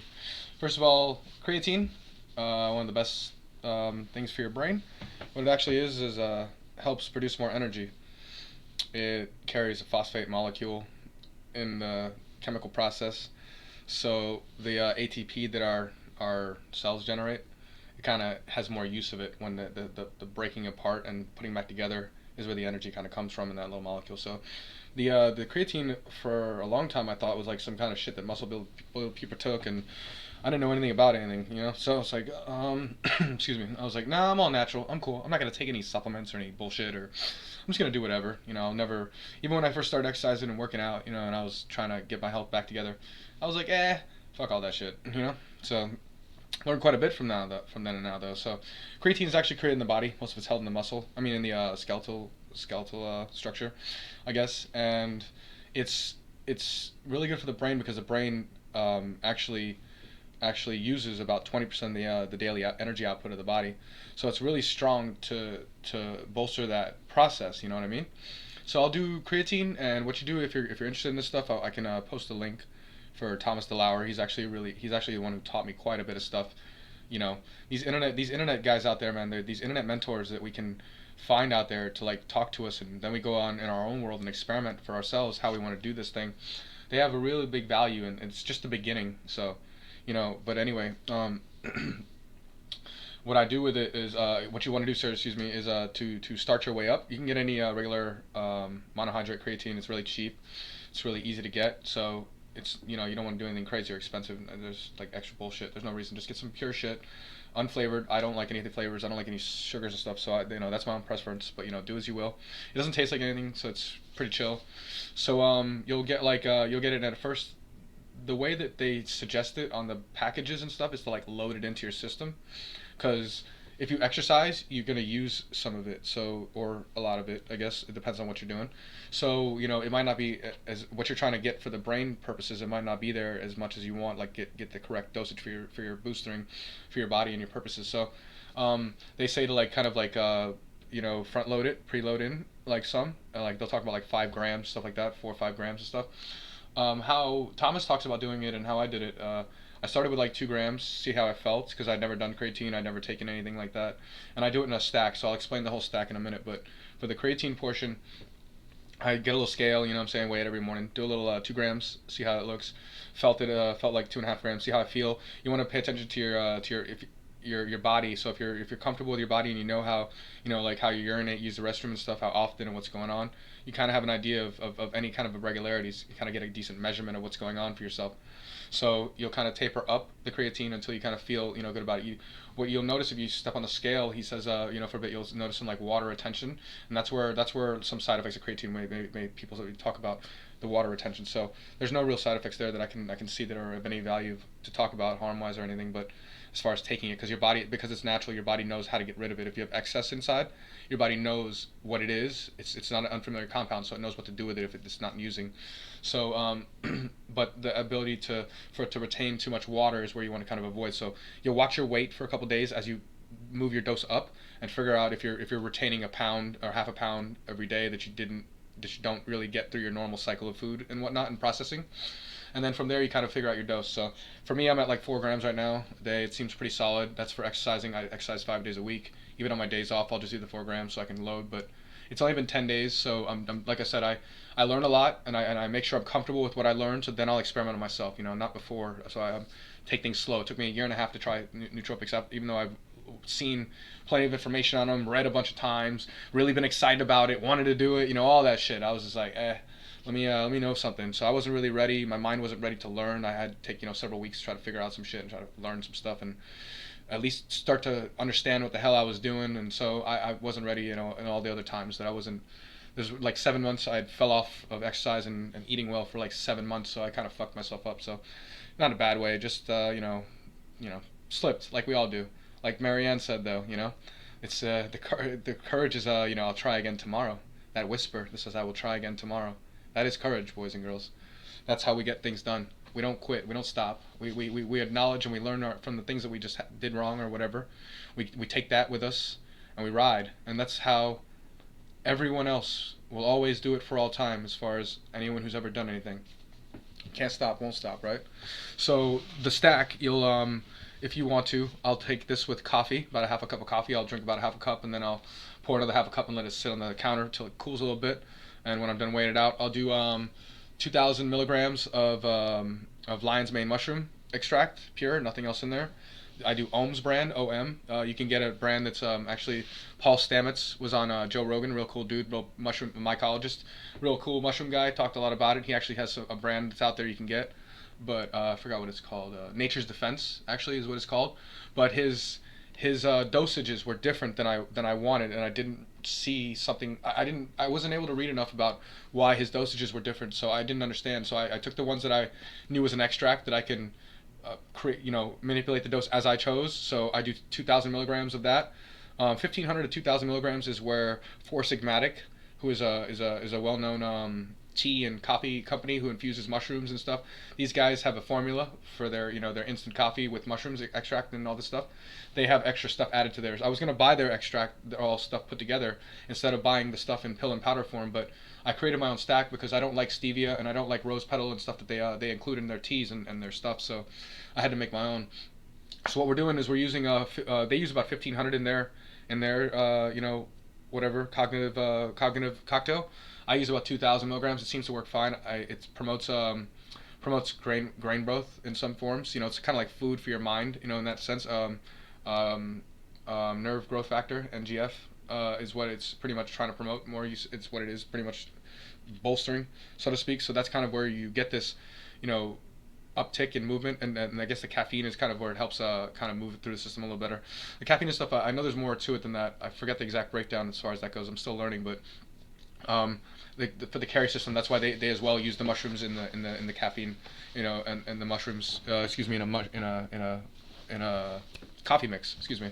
So the last thing I'm using in the stack is a flower from Siberia. It's called rhodiola, RHODIL,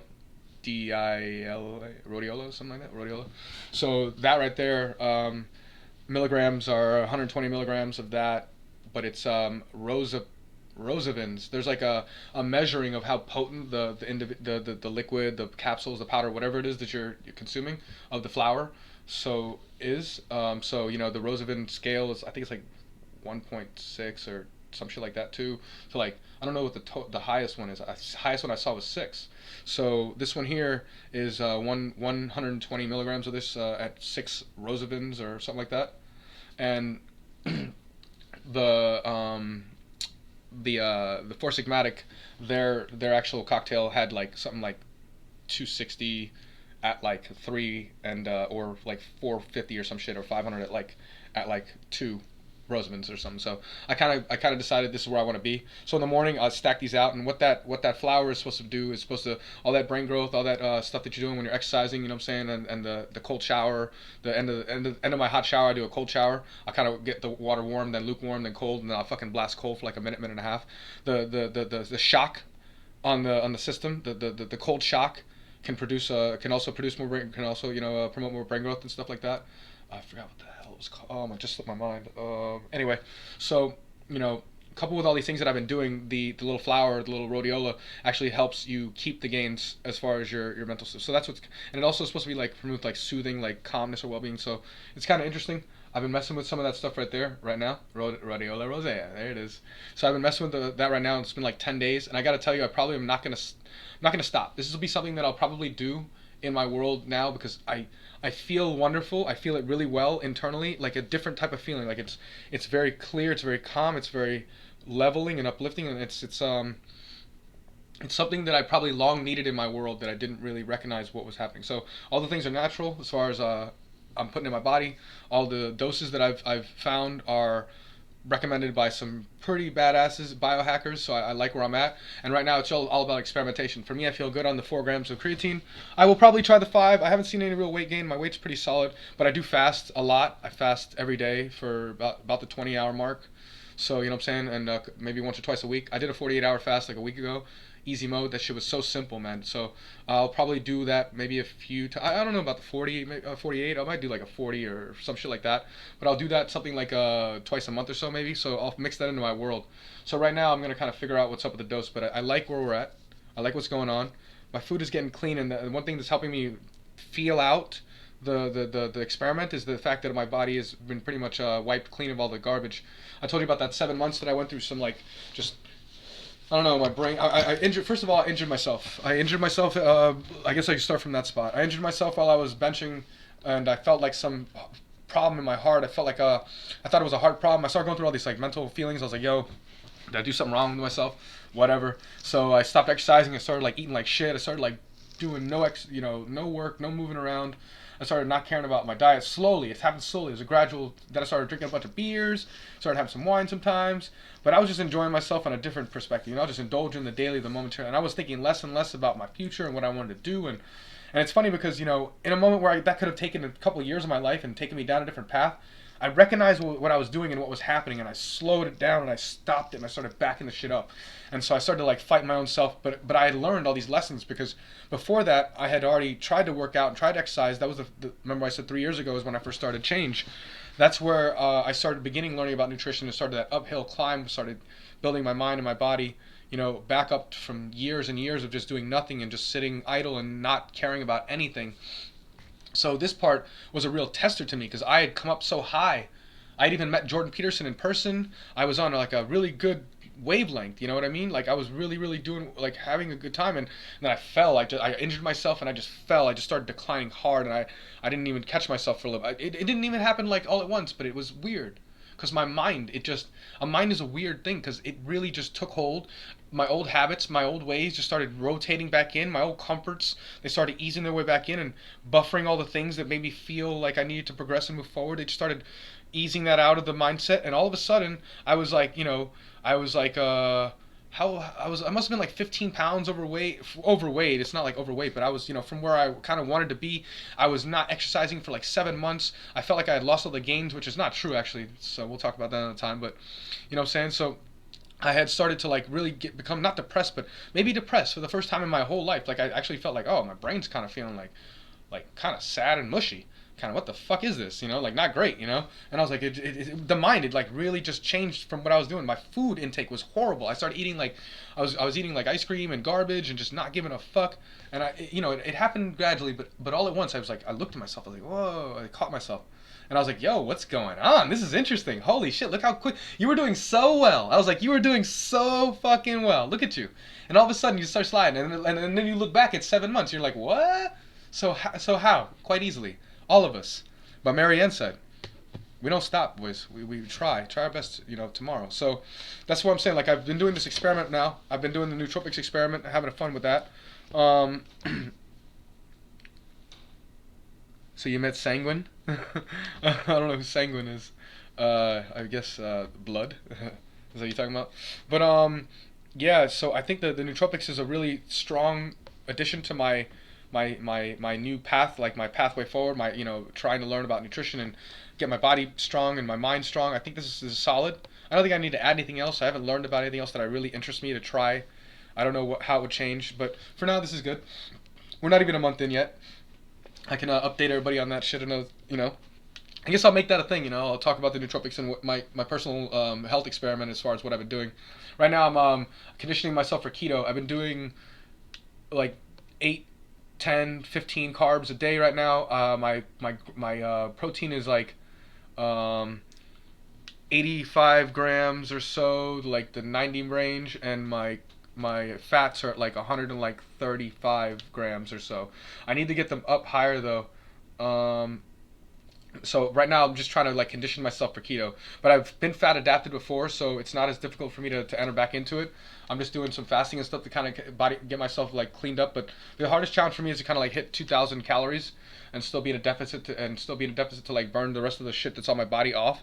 But 2,500 is probably where I'm supposed to be at right now, 2,500 calories a day, and it's got kind of a lot of food. So like I said, because I fast so long, because my stomach is kind of sensitive when I eat food, I usually need to like eat something, and then about an hour and a half later, I'll eat my real meal. So, you know, like the thing that I eat is probably something like protein based and some fat. So that way my body is prompted, knows, okay, what we're doing right now is we're eating our fat, we're eating fat and we're eating protein. So it's gonna also eat the fat and protein that I've ingested, but it's also gonna go after the fat on my body. So I do that, and then about an hour and a half later, I'll like pile in a real meal. So that window right there is where I eat every day, and that shit is a lot of food sometimes to like put down. Sometimes not even like a lot, but it's like, you know, I'm crushing like 3 or 4 eggs, you know, like in like a tablespoon of like coconut oil soaked, or like ghee and run ghee in like walnuts and pecans and shit like that, and run that for a bit. So there's just a good amount of different things that gotta go down, and sometimes you don't want to eat all that, but so I'm trying to work on all that to make sure it's on point. The Dedrick Prince had some from other shows. Oh my god, I don't know. But right now I also consume about 3 tablespoon of maca, about 3 grams of maca. I eat spirulina right now. Turmeric, a little bit of that, like a capsule of that shit a day. What else am I eating? It's like calories though, nothing really strong. I'm fucking up cacao.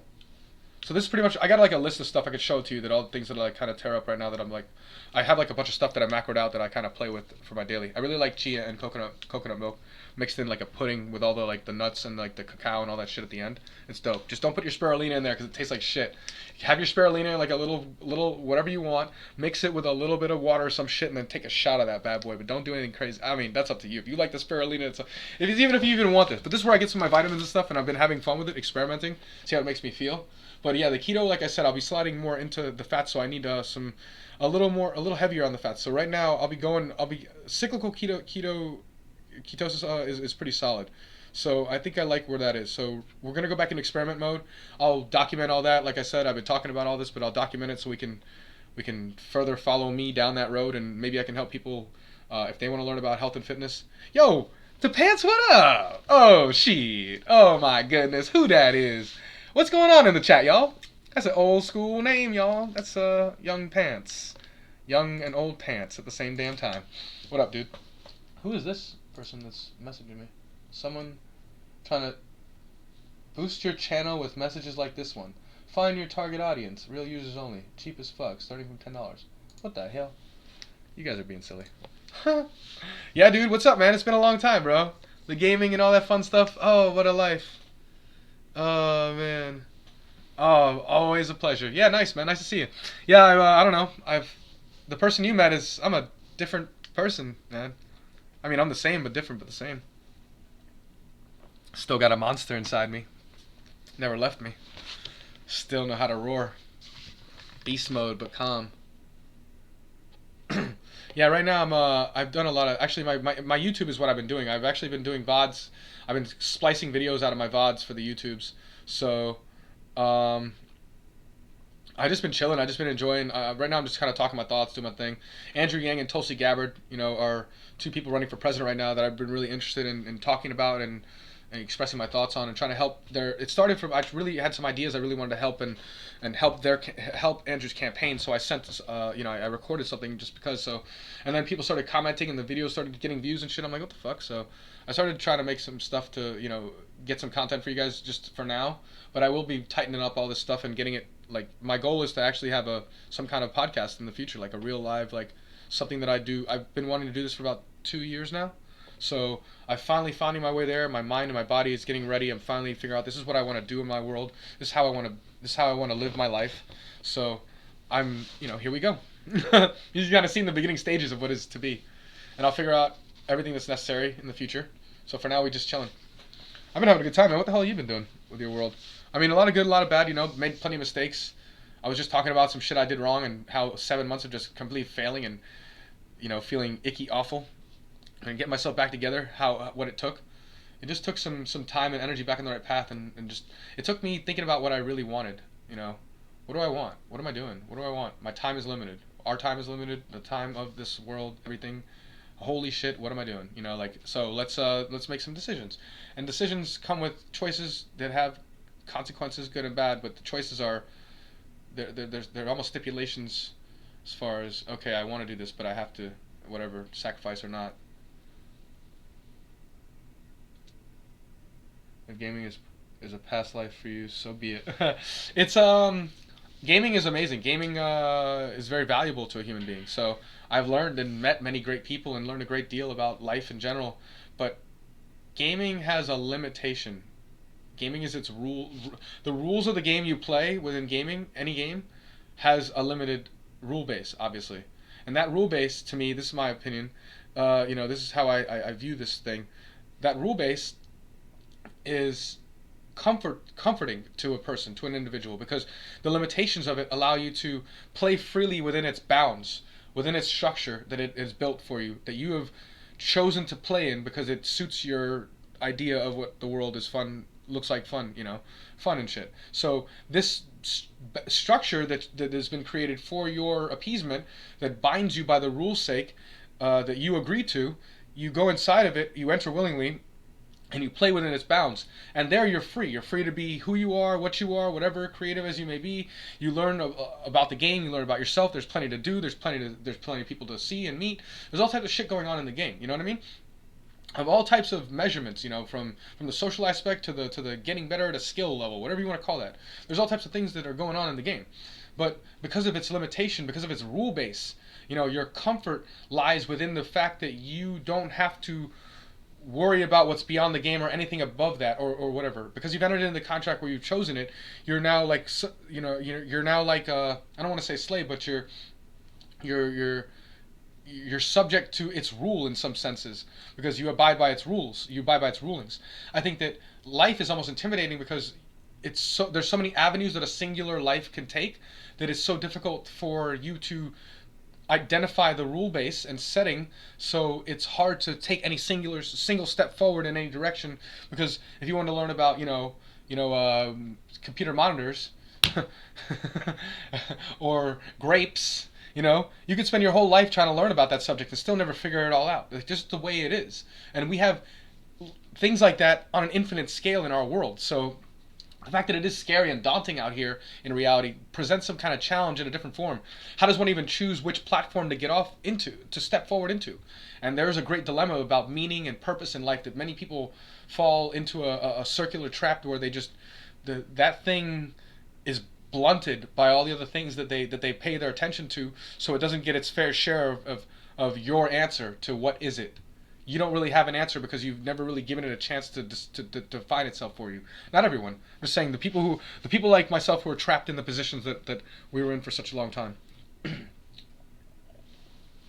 So funny thing about video games, how great they can be for you, because I really enjoyed them. I thought that they were wonderful. They saved me in such a way, in my life in such a way.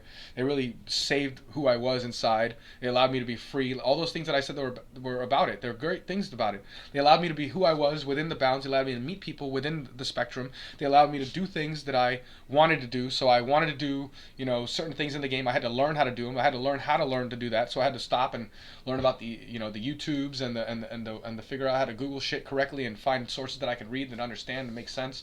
All that shit was within gaming. The psychology of having to coordinate with other people. Maybe sometimes you were untrusting of these people, but you still had to coordinate to get a common goal done and an effort for the group to purposes. That shit all came, gaming. Gaming is, there's nothing wrong with the structures that they build. It's just that when you allow yourself to define everything in its everything within that limitation, that parameter, you run the risk of trapping yourself if you can't tell the difference anymore, or you put yourself in a bad spot like I did for a long time. Because what you exclude yourself from is the world that still spins when you enter. Because consider the world one way when you enter, and then when you leave, it has still been going on, and therefore it has moved forward. There's a difference to the tone and the vibe of what you have missed, even though if you that's not everyone, but that's in some shape and form where your attention is spent, what you spend it on. That's where you find certain things that impact who you are and what is of value in your current mode of being, and that shit has everything to do with it. So that's what happened to me. That's how I feel Like, I had to find my way through. I had to go down those roads. I had to have been in there 5 years of 6 years, 10 years of gaming. I had to do all that shit so that way I could derive value for myself and still come forward with more perspective. Because there was something there. There was not nothing there. There was plenty of something in there.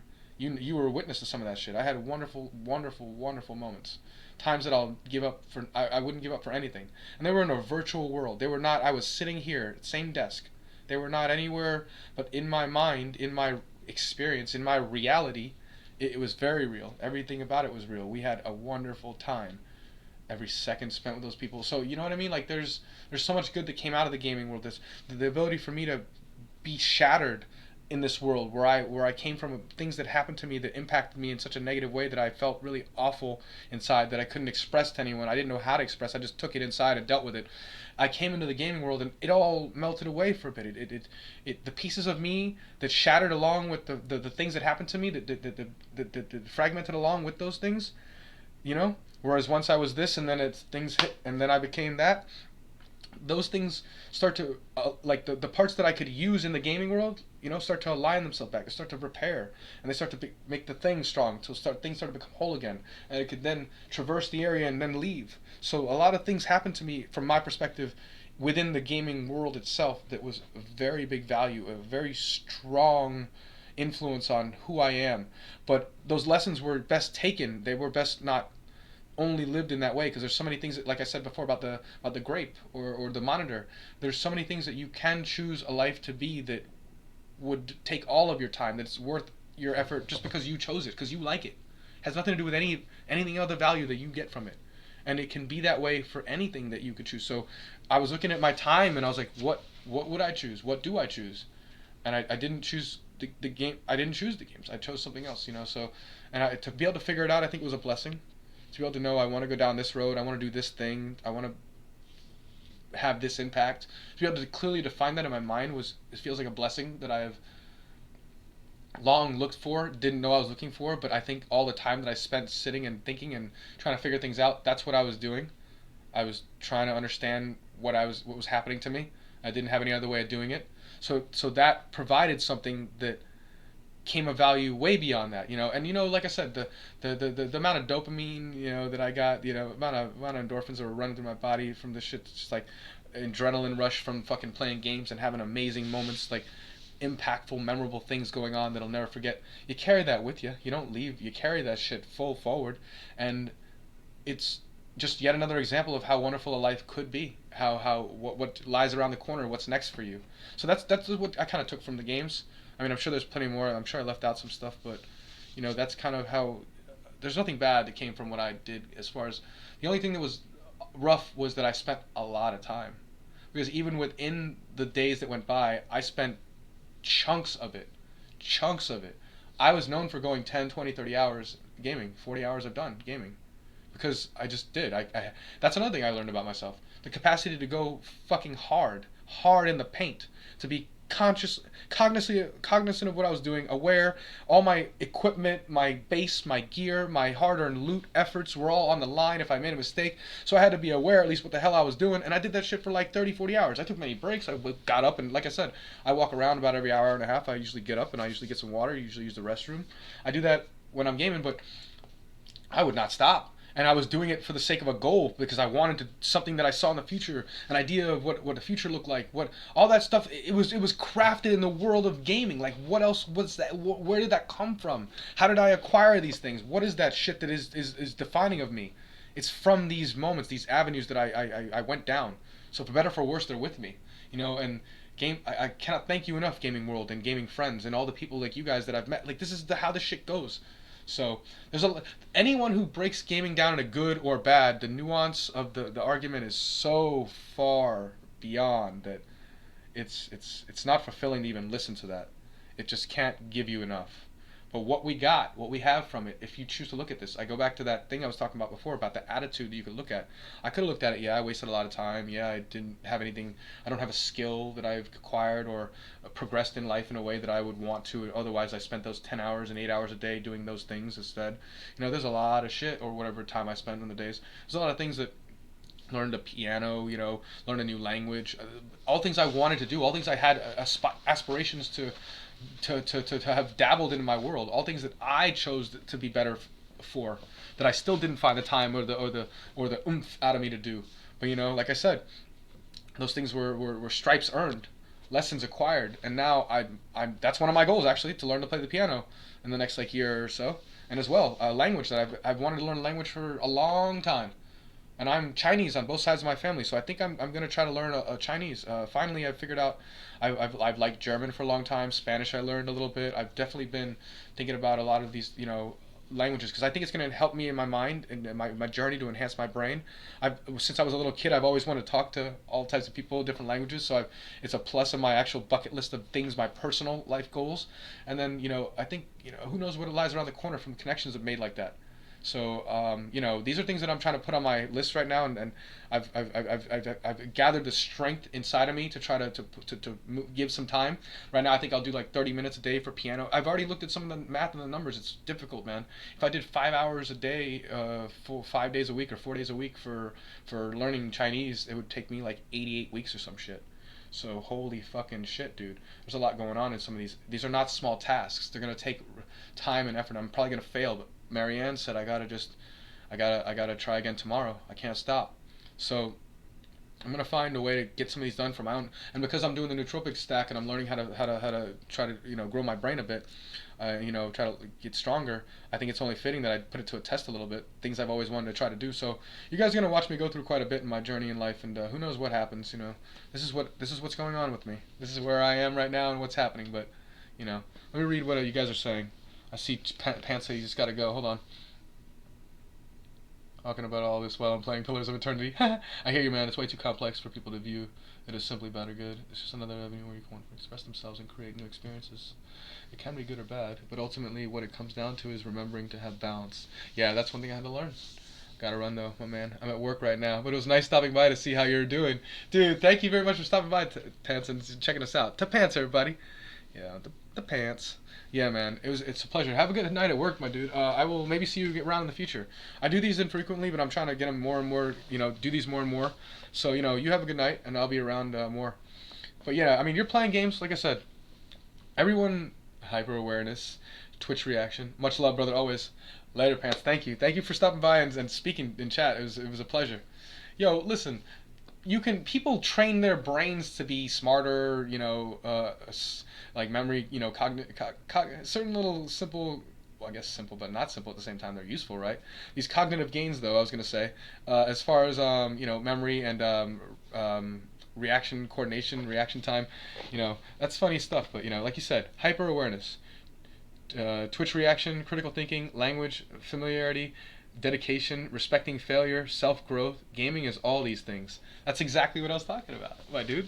See? But this is how we splice the pie. It's how we our attitude towards this thing and how we look at it. It has everything to do with what we're talking about. Yeah, you're right. I have admiration for it, but like he said, balance. I am a person, which you'll learn enough in time, that I go deep. Like I said, if I go 10, 20, 30 hours sometimes in a gaming session, imagine the kind of person that would be doing that. I lived a life where I used to play cards for a living. So I played poker for long periods of time. You'd have to play 10, 15 hours, 20 hours sometimes. Sometimes. That was like a stretch. Sometimes I would, though. I'd go 24. But you'd play poker for a period of time where you have to be aware, and your money is on the line. Your livelihood, my rent money is on the line. Shit's on the line. So I was like, okay, I learned my capacity for long bouts at doing something. So when I came to gaming and I was doing it for fun, quite easy feat for me. Oh, I don't have to put my food money on the line. I'm chilling, and and I love doing this thing. So I went really, really hard. Just like when learning these other things in life, when like I said, it took me a year and a half to try nootropics, even though I learned about them and wanted to try them immediately, to actually figure it out. It took me a while because this is kind of how I do it. So, balance is right. He's right. If you can play your games and do your thing, man, all the things that I talk about are from my perspective, from the lessons I learned from what I did. Those are things that I actually did. That's what I actually did. That's how I failed, I think. But it wasn't a fail. It was a real sense of learning. Because when I look now, maybe that person might not have been ready for everything that I'm ready for now. They couldn't have been. That person was not ready. I wasn't even looking at things at the same light. It was a bubble I was in. It's such a different perspective that I had no clue.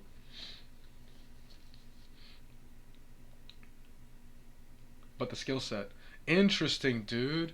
Gaming helped him understand quantum mechanics and astrophysics. Wow, dude. The he said not the gaming directly, but the skill set itself, the ability to move your mind around in that. That's what I'm saying. This is what we have to share with each other, because people have a lot of preconceived notions about a lot of things, and the way those preconceived notions are not, I was gonna say dangerous, but I was trying to search for another word. The way that they divide, the way that they cause harm is by categorizing people in such a way where the stereotypes, perform some kind of negative implication, some kind of negative action when you see and categorize someone, and because we're gonna do it some way, shape, or form, we have to, I guess. But when those things occur in a way that's like, oh man, that person just shitty, wasting their life, doing this, being that, like they don't understand. Like even now today, like maybe a month or so ago, I was gaming. I remember one of the last few sessions of gaming I did. I remember I was like a couple weeks of not gaming, and then. And then I jumped in and I gamed hard for like 8-10 hours maybe. I gamed for a long time, but I was grinding. I didn't game like normal setting, like where I would normally get a bunch of friends and go have stuff. Like I all by myself, just quietly, just playing the game, me in the game.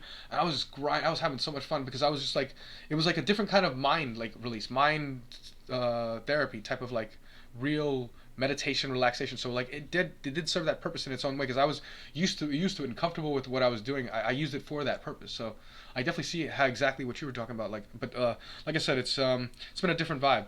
So I know I'm here on Twitch talking what some would be perceived as a finger wag and a downward look towards games at some point because of value structure and time spent. But no, nay, and I know it might look a little weird, but we've kind of identified quite a few things that we consider really valuable in gaming. So, to the future, my dudes. It's 5:18 Eastern Standard Time. I'll probably call it in another 12-15 minutes. I'll go relax, get myself some grub, chill out. That's how it's always been for the world, right? Balance is everything. But that's what I had to learn the hard way. I had to learn it. I had to fucking learn it. And that's what's good about this thing called life. Everyone gets a chance to learn. So if you try to take that away from people or slice that fact in a different direction, you're sorely mistaken. You're losing sight of this whole thing, this whole experiment that we got going on. I think life is damn, I don't want to do this right now because I know we only got 12-15 minutes, but I think life is a lesson. It's a series of lessons that in this current form that you're in gets to actively participate in. So whether it's real or it's just in your mind, it's a simulation, or it's whole everything completely, it doesn't really matter. You know what I mean?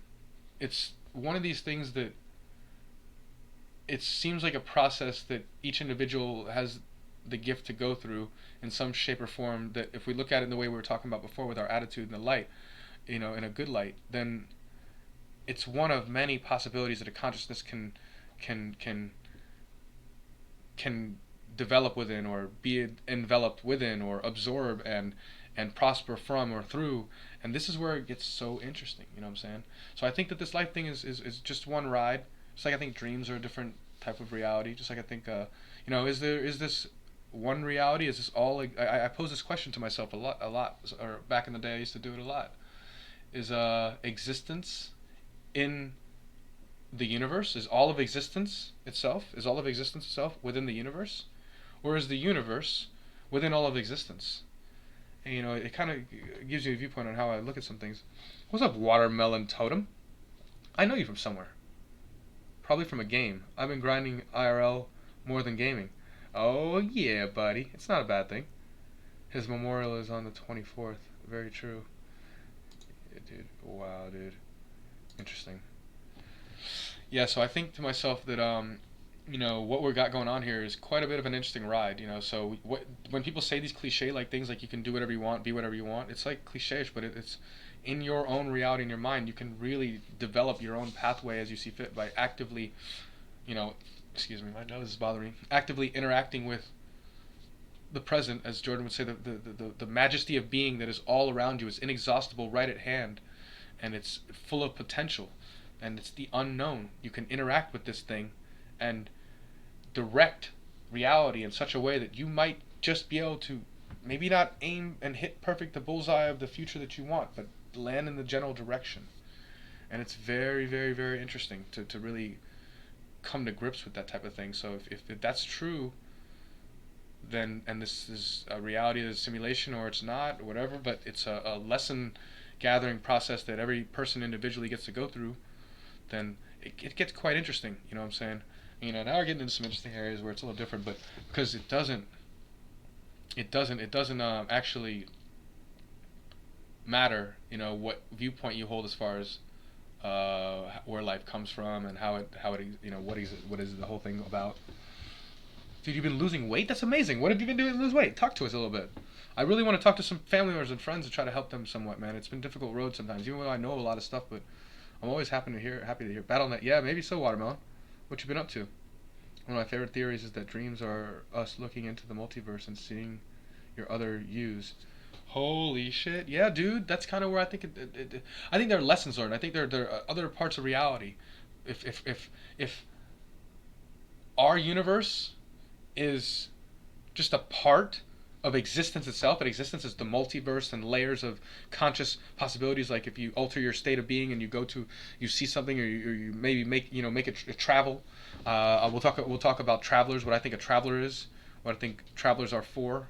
What kind of person I think is a human being is. I think is a traveler itself, and I think those type of things are very relevant to, you know, to digest as a person, you know, what capacity you are, what capacity all of us are. We are spliced from the same vein as far as what thing we are. So if indeed these dreams and stuff can help us in some shape or form, they can help us with experiences or learn things or show us different perspectives, even let us experience different types of physics, like we're flying around and floating in some of them, or swimming, and you know different types of things that are occurring within our consciousness. It can expand the mind. I see it as nothing but pure value as far as experiences gathered. Dreams are an interesting place. I think they're another reality subset of whatever we currently inhibit with our limited senses, giving us information and painting this picture that we see around us.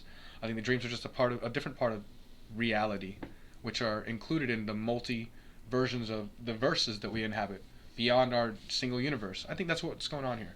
That's my own personal opinion. Obviously, we get into some high and strange areas, but I really like these areas because this is where I spend some time thinking, damn, my nose is bothering the shit out of me. Let me get a tissue. I'll be right back, guys. Sorry, I'll be right back.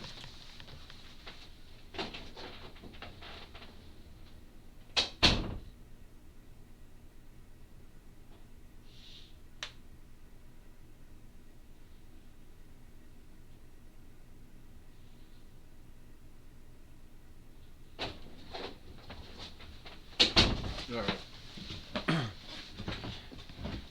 Let's see what you're up to. One of my favorite theories, the dreams. Well, I've been always overweight. But at the end of last year, I almost had high blood pressure at 24 years old. Dude, what? And feeling tired all the time. Oh my goodness. So I've been doing a form of intermittent fasting since January. I took myself at 318.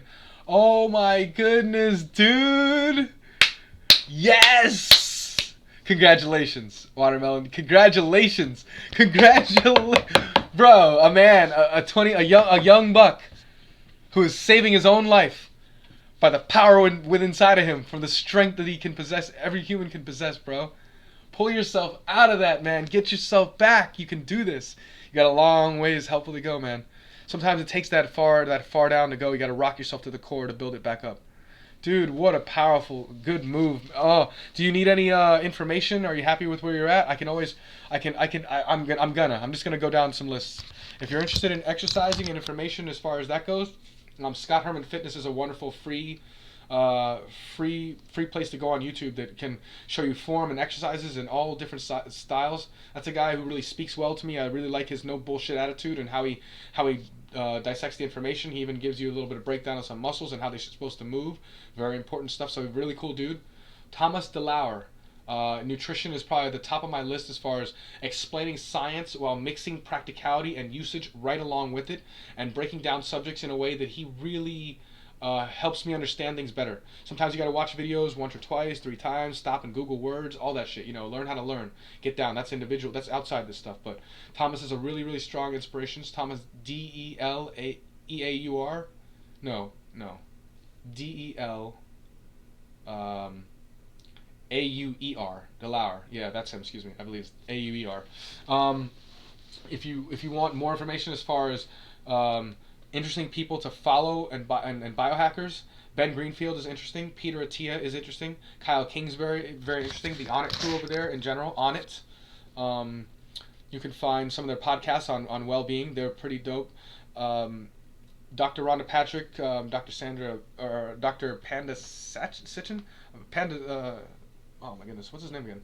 Those guys, I haven't seen him in a while. I haven't seen that guy in a while, but I think that's his name. But anyway, intermittent fasting, that's a pretty cool spot to go. Dr. Berg is a guy, Berg, is a big source of information that I go for small chunks of information before I try to go back and read things that are out there. These guys are really big on intermittent fasting and stuff as well. They all break down the subjects very, very, very clean. These are very nice ways that you get information without having to go through a lot of bullshit or gimmicky sells, and they definitely can give you what their viewpoint, and they back it up with some science, but they use it in a way that allows you to kind of make your decisions for yourself. So it's very important that you kind of go through the list and figuring out. There was a time when I tried to like learn how to read studies. I was going through learning how to learn to read studies and stuff like that and shit. Try to figure out stuff for my own self. And so I was going down some of these paths a bit, but it's a bit difficult. Some of these guys are gonna have to stand on the back of their shoulders unless you have your background is in these areas. And I'm talking about like nutrition and like the biochemistry and how things are like popping off in your body when you ingest things, when they go in, and the reaction and what's going on and where. Because the idea that some people in the fitness industry, the nutrition I should say, the health and wellness world, they don't exactly know what's going on with your body.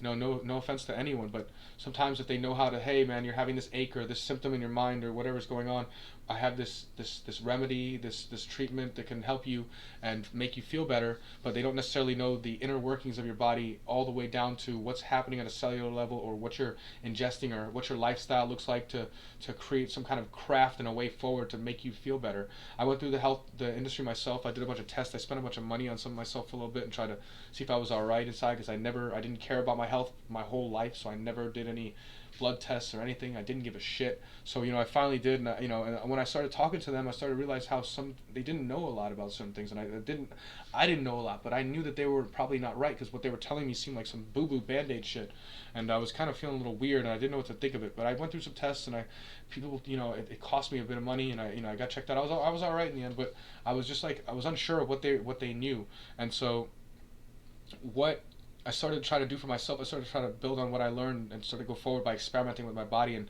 figuring out what I could, slowly and steadily from my own limited information and knowledge that I because I've never graduated college, you know what I'm saying? So my what I did in my life as far as learn, I didn't care about learning. I went through school.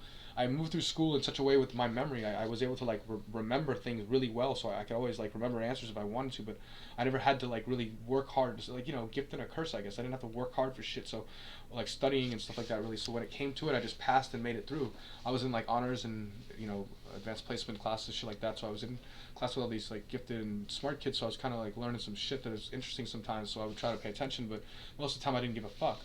So this kind of happened to where I didn't learn anything. I learned later on in life, where I tried to learn all this stuff myself on my own. I didn't have a clue.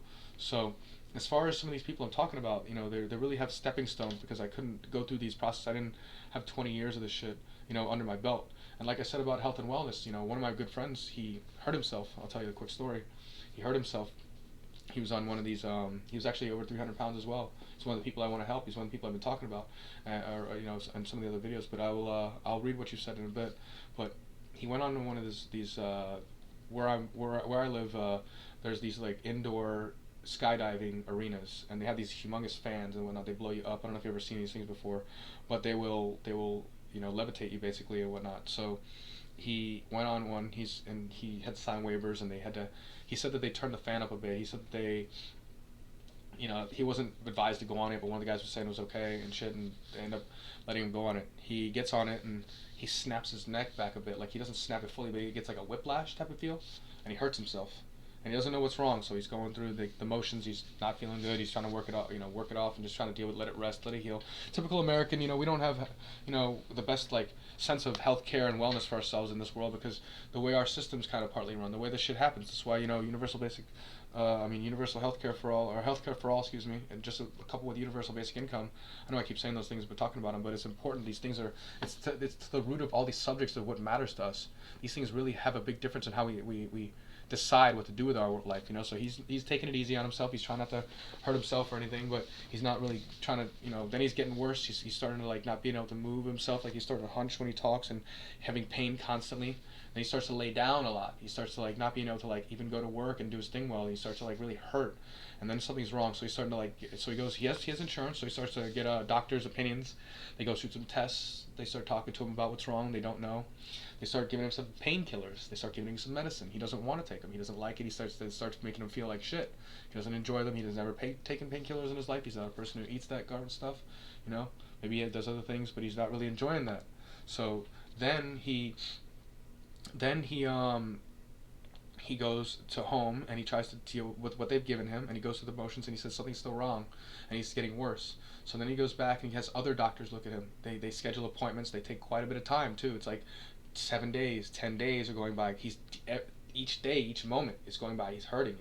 He's not doing better, and this is continuing to proceed down our healthcare system, American healthcare system. You know, he's pays for his healthcare. He's good, so he's going through this shit, and he can't figure out what's wrong with him. He ends up getting on a plane, going to Israel, where his wife is from. He and his wife are here going through this together and trying to figure out what's wrong with him. I guess they collectively decide he's going to go to Israel, try to figure out what's wrong with him. They can't figure out what's wrong with him. They're telling him to take this shit. He needs to do some therapy and whatever, and he'll be all right. You know, where he's injured himself and he's got to get better. He's telling them something's not right, so they end up getting on a plane and they go to Israel. He says he goes to see some of the doctors there, and they're talking to him for a bit. They're trying to figure out what's wrong with him. They're going through their motions and shit. And, you know, it's funny, this is the healthcare system that we live in today, right now. You know, check this shit out, guys. I still cannot believe this part. My friend, I'll tell you the end because it's not the end, but I'll tell you this part. This part it kills me. I don't understand. He tells me this, and I believe him because I've known this guy for a long time. I grew up with him. He tells me that an 85-year-old Tibetan man held his hand and looked him in his eyes, looked to his wife and said, "I've never seen a person this young is so badly hurt, in so much pain and so badly hurt. There's something seriously wrong with him. It's definitely his spine. You need to get him back to America now." He goes back. It's his fucking spine. Something is wrong. He has leaked into an area in his brain where there's like dry blood, and now it has a chance to break off and possibly possibly cause blood clot and cause a stroke and all types of his mind. He could die. He goes under surgery. Spends a grueling 17 days. He has a scar now from all this metal in his head all the way to here. Scar all the way to here. Had to go inside his fucking brain. Save his life. 17 days in the hospital. He said that he was thankful that he could look at the clock and watch the seconds tick, and know that he was alive watching the clock till the seconds were ticking. That's where he was at in his mind. He went through several seizures while he was sitting there trying to get well. He went through a lot of shit. But he lived, and he's alive now. And it's been 2 weeks now he's home. He's home 2 weeks now. Fresh in my mind still. I think about him all the time. He's getting better. He's wellness. He's lost 35 pounds. He's learning all the time. I've showed him all these people, these subjects that I've been diving deep in. I'm now in a position because of my journey, being able to help him and expand what I know, give him something about what I've learned. This shit is insane, dude. 85-year-old Tibetan man held his hand. Who knows what that guy's been through? Looked him in the eyes. Who knows what that guy's been through? What that guy's seen? He said afterwards he met an Indian doctor, 2 Indian doctors, and a very nice, I forget what the guy's from, Asian man, who's helped him out right now. You know, my friend brought him back. Brought him back to us basically. But I mean, this is insane, guys. No equipment, pure humanity. You know, different type of medicine, different type of world, different type of reason for being a doctor, different type of ideology in some cases. It's not for money. He probably was, you know, when he tells me the story, I imagine a guy in fucking robes and like some kind of like very, very, very clean, very, very, very minimal, and just the guy who, you know, oh my goodness, saved this man's life. He saved his life. He might have died. I have no idea what could have happened to him. But here he is now today. So this is something that is very close to me. This happened. Like I witnessed this in my own world. So he went to many doctors. He has insurance. He took the pills they told him to take. They couldn't figure out what was wrong with him. If he would have just kept trying to get better, I think he might have died. I have no idea, dude. I don't want to think about that. But so yeah, I'll reach out in a second. But so, you know, getting your health together, getting your wellness together, it's everyone's own choosing, and everyone's own path down their lives they're going to take. You know what I'm saying? It's for you guys to figure out how you want to do it. But what it has for you on the other side of that has a whole new perspective, you know. On the other side of that struggle is success, as David Goggins says. That motherfucker's a monster. He was a big guy too. Let me read what you guys said.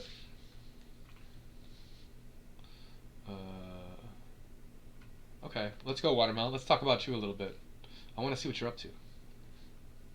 I've been happy with where I'm at. Just got to throw in cardio like 30 minutes more a day. Been losing more than half a pound a week, which was my goal.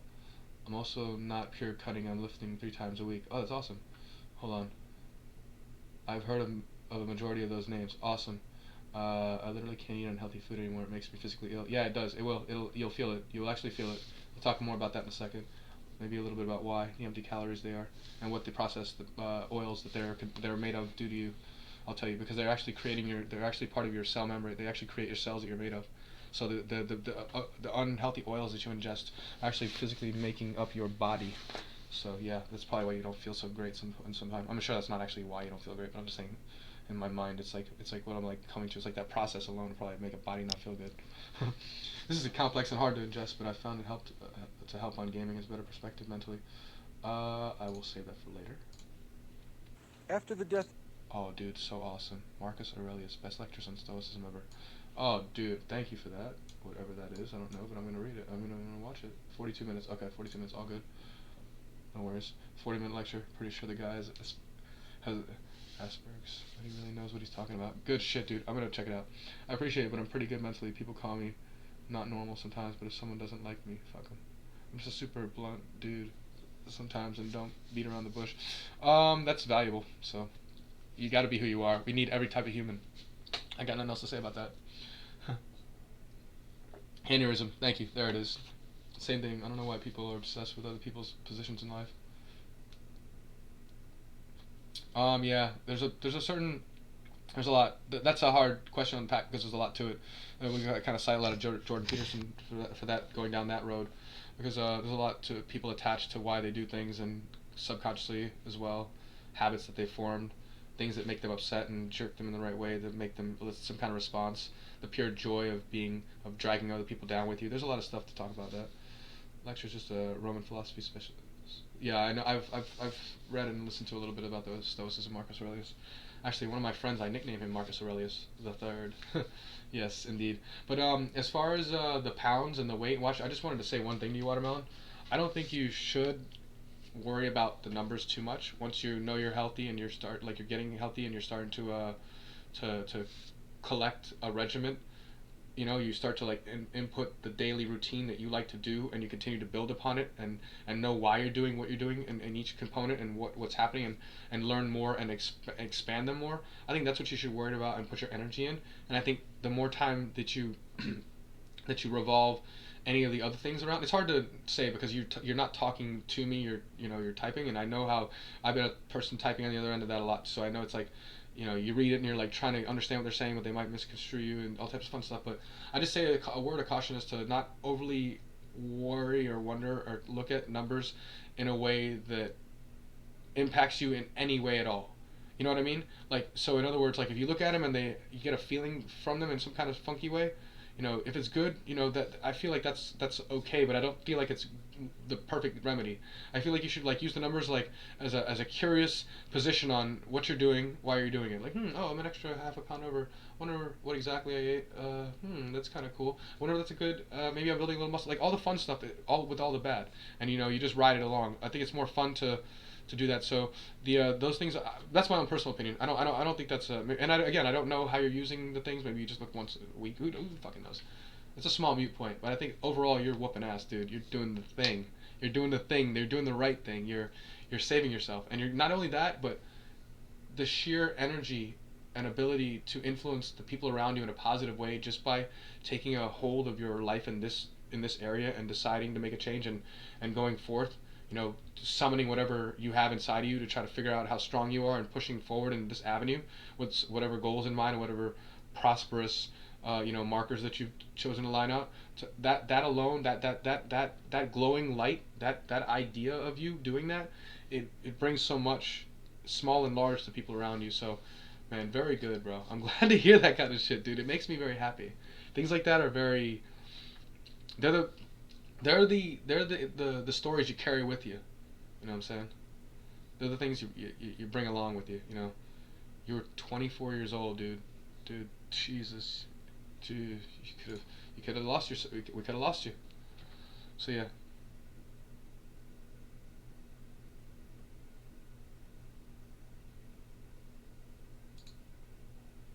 Hell yeah, dude. Come on, bro.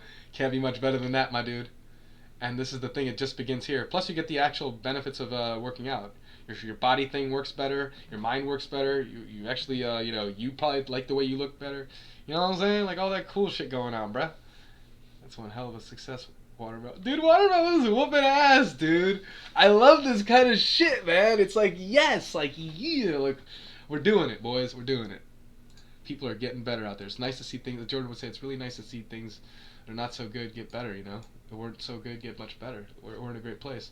So yeah, I'm trying to do myself too, man. I still got like a little bit. Like I said, I went 7 months of going hard in the paint, bro. Just eating and not giving no fucks. So got a lot of shit on me. Plus, I was really not in great health in the beginning because I was gaming for so long. I was like super skinny and like, okay, right now I'm at like, just for some perspective. Right now I'm at like 141, 143, 145 pound area. I'm like 5'7". So I was at some point 110, 117, 100, you know, that shit was just, I wasn't fat, I was skinny. You don't have to just be fat to be unhealthy. I was smelted. Oh God, nothing. I was like, just didn't do shit. Like, I don't, who knows what that did to my insides, y'all. Still trying to figure that out. So I kind of decided, gather the strength and say, all right, I'm going to go get a blood test. I'm going to go get a few tests, whatever done. And if something comes back really awful, I'm just going to have to deal with it. It's just the way life is. I'm not going to be pissed. I mean, like, just fuck it, dude. Because I kind of want to know now, you know? And that was after all my life and not ever wanting to know how I did or how I was doing inside. So hopefully I'm all right. We all good. Everything's looking decent right now. I'm actually getting better. So, you know, like I said, much different than where I was. And for the better, you know, it's helped my brain a lot, my mind. I feel like I got out of the bubble. I was in a bubble for a long time, I feel. And looking back now, it's like, wow, what bubble am I in now? I'm kind of curious what bubble I'm in. I know I'm currently in a bubble. Whatever bubble am I choosing that I'm in, it's something different kind of bubble, but it's still a bubble. It's turtles all the way down, bro. Bubbles forever. But at least I'm getting a wider viewpoint. I can see a little more. The way is made clear when viewed from above. That's a Diablo 1 quote from a shrine. Basically, it's, to me, I've always carried it with me. Because when you click on the shrine, your map is illuminated all at once. You can see everything around it. And to me, it's always like, if you take a different viewpoint, perhaps from above, like you're looking down instead of from the side angle that the game's normally portrayed in, then the way is made clear. And so I always would say that to myself sometimes. I'd be like, the way is made clear when viewed from above. It's a little different, but it makes sense. I carry weird shit with me, guys. Inspiration is big and small in my world.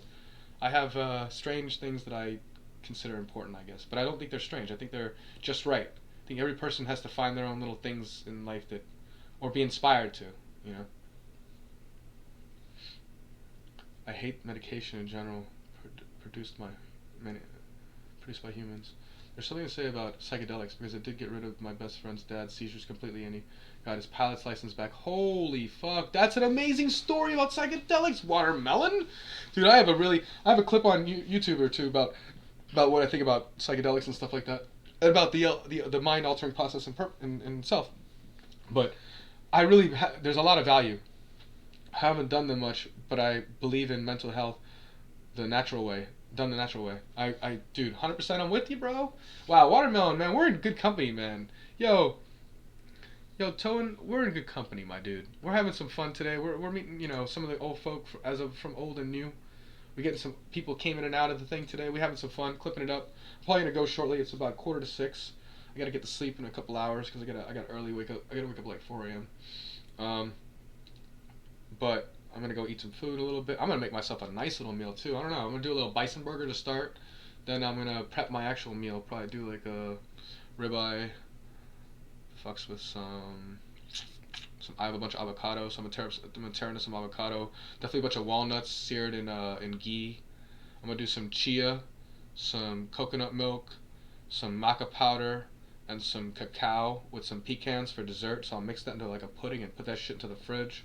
Then I'm gonna rock on the side of mine. I'll probably do like a couple slices of some nice cheese or something, and we're gonna see about it. I'm gonna keep on riding down the road here. I'm not sure what else I'll put on the plate, but see, my food's gotten different, and I've been cooking food for most of my life, so I've had this added luck of being able to like cook my shit and manipulate my food and not really worry about it. My fruits and hard-boiled eggs, beer and brats with jasmine rice. Ooh, baby! What type of beer? Jasmine rice is amazing. You should do it with a little coconut milk, a little scallion, and then some garlic and salt and pepper. And that shit, you'll be like, what? Maybe a little slice of butter or something. Ooh, what the fuck? And a piece of allspice if you want. A little touch of allspice. Oh, but now I'm getting crazy. Fruits and hard-boiled eggs. Wow, that's crazy. That's what you've been doing? That's what watermelon's been up to? That's wild stuff, dude. I didn't know. Teach me. Yeah, but no, I'm on a low carb, so I can't really fuck with the fruits. Berries and stuff is alright. When I go off, out of this cyclical situation, then yeah. But I think my mind worked really well and I like my mind when my mind and my body is popping. So less on the fruits for me. I use avocado as a food, I guess, if you want to consider that. But Sam Adams, winter welcome. What? I've been messing with stouts, bro. That's what I was enjoying. My poison of choice. It was Guinness Foreign Extra Stout. Like it was Guinness Stout, but it was Foreign Extra. It had a little bit different. It was like a little more like an IPA flavor. 7.5 on it, but it had like more hops into it, so it had a different twist to the flavor. 300 calories during daytime. Interesting. Okay. Interesting. Dude, well, I would suggest you to look up this guy. Oh, well, you said you already know Thomas DeLauer. Yeah, I was gonna say check out Thomas DeLauer a little bit and see his story is pretty amazing. He was really big too, man. He got really fit, so these guys can do it, man. You're already doing it. You're killing it. So you're just on your pathway. I don't know what's next for you, but all is well. And your mind goes along with you. That's the beautiful thing. I wonder if you felt an upgrade in your brain power yet, or a little bit more clarity, whatever's happening in your way. But you know what I mean? Whatever those things are, I think that should be an interesting place to be. So yeah, if you guys any closing remarks, whatever y'all like to do, I'm out in about 10 minutes or less. I've already overstayed my welcome twice, but I enjoy talking to you guys too much. So, and I'll be clipping a bunch of shit on YouTube and stuff. I'll be doing a bunch more stuff. I guess I'm just gonna start categorizing what I do from clips that I have at these VODs. Cause yeah, oh, I've been streaming. What have I been even doing? I don't even know what's going on. Yo, 2 hours and 21 minutes. Okay, it wasn't supposed to be going this. Holy shit! What? Oh, just throw it back in chat. Chicken and fish mostly. I eat red meat sometimes too. Make sure you get some healthy fats in there though, watermelon. Fats are not a bad thing. There's definitely a time when it's worth eating. If you're intermittent fasting as well, you might want to consider what you put in your body for the first 30 minutes to an hour, because it definitely has to do with like if you can get some of your lean protein in right after you fast, like maybe a small, like a quarter of what you're gonna do your daily of, or like a fifth of what you're gonna do your daily of, eat that right there as a snack, and then start eating your food about an hour after that. Your body is gonna be more readily available. I don't know how long you fast though. Maybe it might not be necessary to do that. I'm on the diet called the Warriors Diet. I heard the Warriors Diet. Yang's Politics. Oh, yeah. Throw it back in chat if you want. Okay. Old Aztec style diet. Ha. Venison. Oh my God. One day in my future, man. I've been thinking about hunting a lot, the last like year. Thinking about learning how to do it. I even have some people who I know who do. I've fished a lot in my life. I've spearfished. Hunt. I can kill an animal. I think I could. I'm pretty sure I could. It would make me kind of sad. I want to use a bow, not a gun. I know you don't get animals a lot of times when you hunt. I'm just kind of, I don't know. I don't really want to kill an animal, but I'm thankful that I'm part of the chain of life that allows me to have that opportunity. I know they've lived their life out in the wild. It's good. The meat is gonna provide for my family and provide for myself that in a way that I can give it out to my family and friends. And it's such a bountiful amount that I know and if I had this skill for the rest of my life, I go a couple times a year, 150-pound animal or something, 100 pound, 150 pounds, and that is enough to really sustain a healthy living on a level that I already am trying to do. So I think it's in my future. I believe that I probably will slowly, just like I did with the nootropics, and slowly learn more, slowly venture when my mind and my body is ready and more able to venture down that road. But for now, like I said, it's a hard thought on both sides. But I do eat meat. I have a lot. I was vegan for like 4 months in my world. So when I first started doing health and wellness, I was after the optimum diet. So I was actually looking for that. So I did experiment in veganism for a bit. So I did it perfect. I did as best. I had no animal products, zero. So I have some thoughts and ideas expressed about that in the time, but I do believe I'll be consuming meat till further notice that I'm aware of. We'll see. cheat meals, not cheat days. It's cheat meals. Yeah, cheat meals are interesting.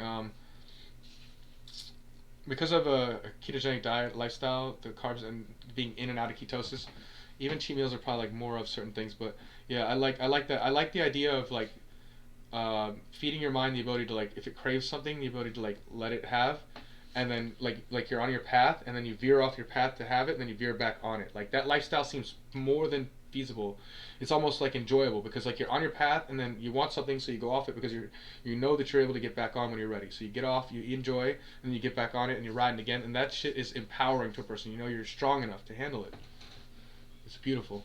I don't eat breakfast as diet worked for me. Yeah, dude, that's kind of I didn't eat breakfast most of my life too as well, but it's kind of ran like that. But it's a beautiful feeling, you know what I mean? And this is part of your journey. You're going to have fun. I think you're going to enjoy yourself. You're going to learn about yourself. You're going to have fun. And like you said, you're 24, 25, somewhere in that range, maybe 26. You're young. You're young, man. We're in a wonderful time to be alive. And the fact that you're gripped a hold of your health now, the lessons you learn are going to carry you. Even if you fall down and fail like I did. Even if you fail for 7 months, a year like I did. The things the struggle you went through in your past has given you enough strength to summon forth that effort again, and you know that about you, so you will do it. Even if you fail, you will find your way back to wherever you think is right, and that alone will bring you so much further than you can think you ever went with. The person you probably were before that happened to you, before you had your health issue, I can only imagine who you are now, what you think of that person, and where you and how interesting it is to look back and go, wow, that's really was me. Pictures alone probably couldn't do it any justice. Behind the picture was probably sad in some cases, not sure how to, sad because you were maybe you wanted to do something where you weren't in control or didn't even know what was going on. But now you're like you feel like you maybe have some effort, like some say in the process to move yourself forward. That's a beautiful thing. I feel like I think that's well earned. You know what I'm saying? I think you had to go through what you had to go through to earn that, and there's nothing wrong with whatever comes ahead, whatever, even if you decide differently, you decide a different diet or a different focus viewpoint, or whatever you do, you have gained these stripes. So you carry your life forward knowing that, you made it through this.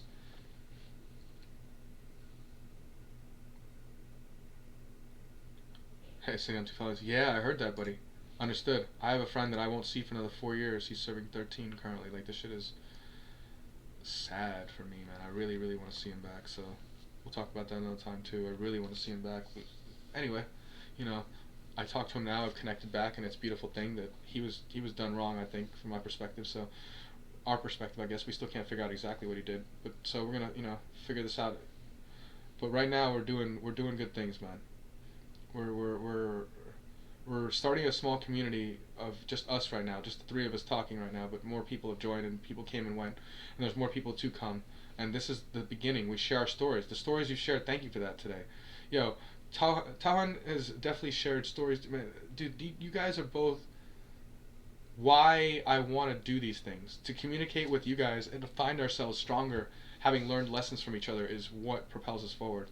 And the thing that I'm learning the most is like this is a enriched environment where not just this but life itself, and to be able to have free flowing thought back and forth with someone, is a treasure, is not a small feat.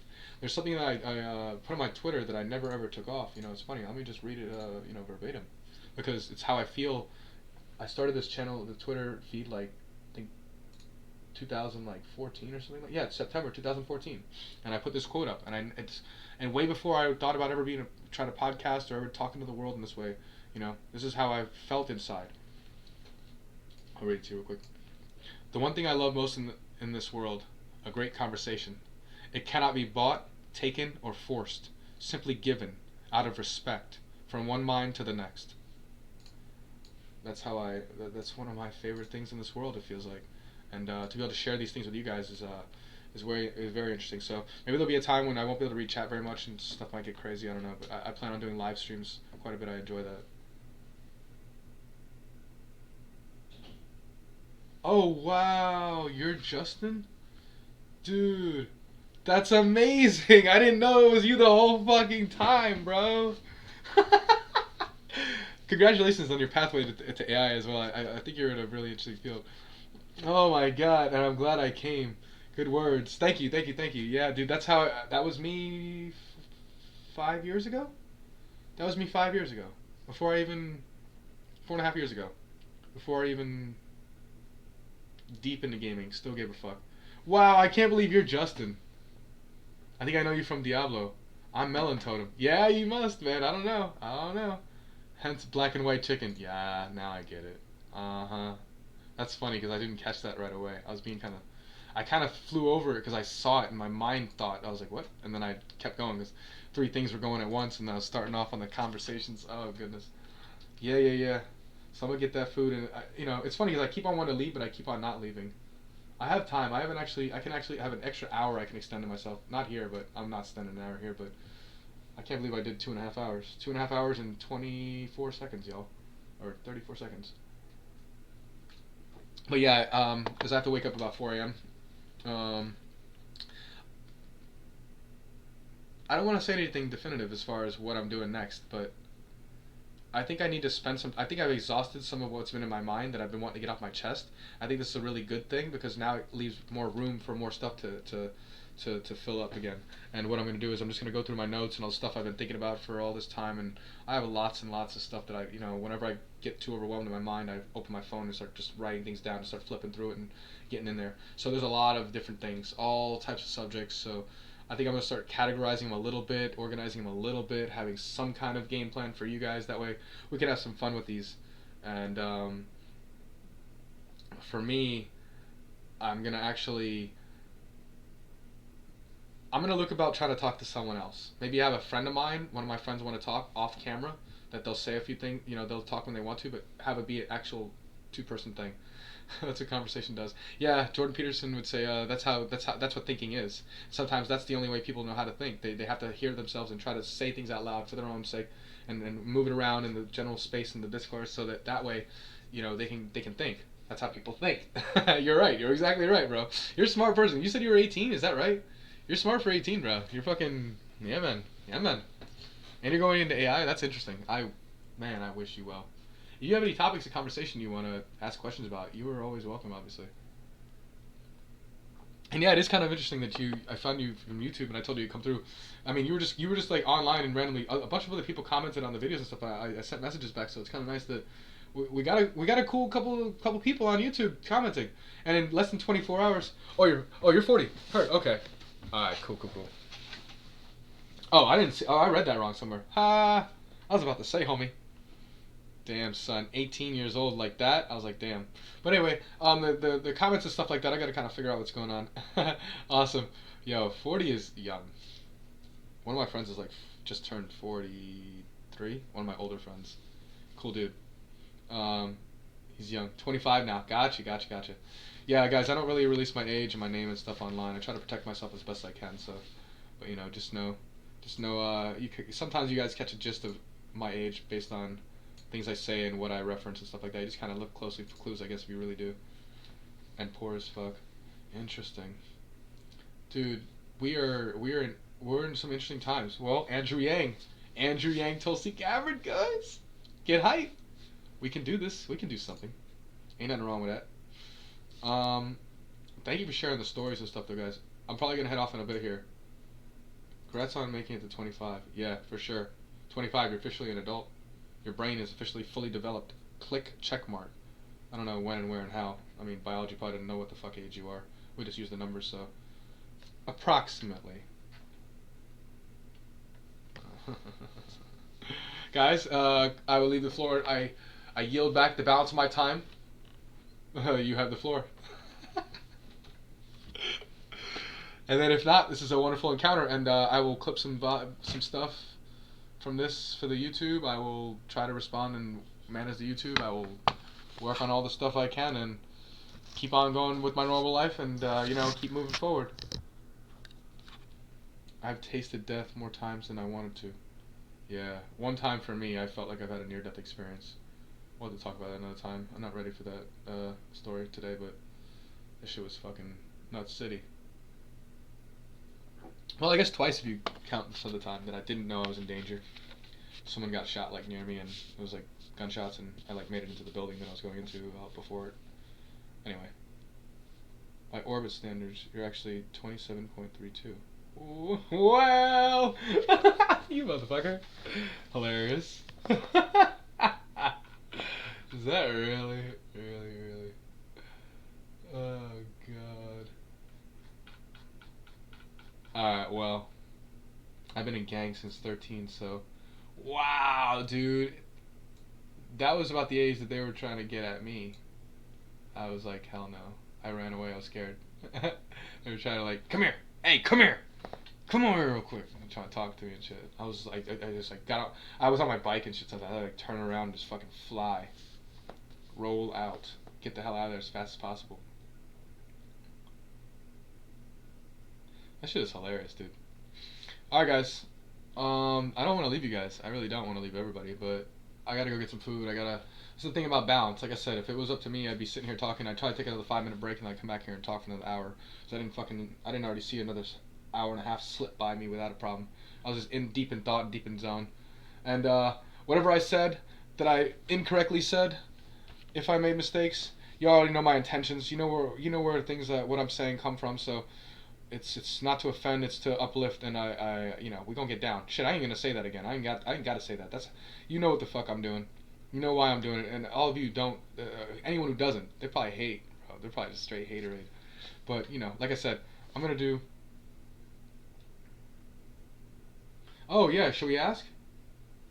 Yeah, okay, thank you, very good to see you. Yeah, hey Watermelon, come on back. We're gonna have more talks and conversations, so you're more than welcome. Things about nutrition, I'm gonna share some of my resources about like who I listen to on YouTube and what I've read and all that fun stuff. I've read a few things, but not really much. I haven't been reading lately. The last book I think I read was this one right here. Quick plug before we go, yeah? 12 Rules for Life, this one. But no, it's not the last one I read. I read something after this. What the fuck did I read? I was trying to go get the Federalist Papers and start reading those little essays and shit, but I stopped trying to read them and started listening to YouTube videos and watching people discuss them and stuff. It's more interesting to me to watch people talk, so I like reading for different purposes. I think if I'm going to sit down and ingest the full subject matter that I really want to know about, I can sit tight and get in there. But, it was a little different. Nah, my parents are the ones who removed me. Gangs picked me up and fed me. Being in a gang isn't a regret in my life. It's staying in the gang. Interesting. Damn, dude. Keep that subject matter on deck, dude, for when we talk again. That's crazy. But no, I guess he's talking about the universal basic income right now, Watermelon. So in general, like $1,000 a month right here, right now, for every person in America. How well would that impact your world and that make the change that you're going through better? So right now you're trying to make efforts to make your health better. You're going through some issues, stuff like that. Like, how much stronger? Would you just go spend that on beer or not giving a fuck, or you just like not like you quit your job? Like these are all the arguments. You're gonna not do much. You're gonna sit on your ass now. You're gonna have fun because now thousands coming. You can care less. It's back to doing a goddamn nothings. Dude, I'm glad he made it. I'm so glad he made it. Like how the fuck the odds were against him. He was in a gang, an area where he might necessarily just easily be stuck in for life till he's 21, 25-year-old and he dies. Oh man. No, I don't spend money. Nah, he wouldn't spend it on that. He said, nah, dude, they're just talking about how if you were to get $1,000 a month as a right of citizenship, a dividend from this country every month, how much better off would your life be? And what would that provide in a way to make your journey through life a bit stronger for yourself? But I'm in California, so any money helps. Copy that, dude. Yeah, that shit's probably like crazy. Yo, that shit's silly expensive, bro. Yo. Oh lord. Alright, homies. I think it's been more than a pleasure. It's been everything and more. I'm very happy to have been hanging out with you guys. Say your goodbyes and I'm out this bitch. Call it a minute. Achieving that goal you're after. That's what I'm saying. How much easier would it be to achieve your goals if you had 1,000 a month? That's the real question. How much easier would it be to achieve your goals if you had 1,000 a month? I think that much easier, boys.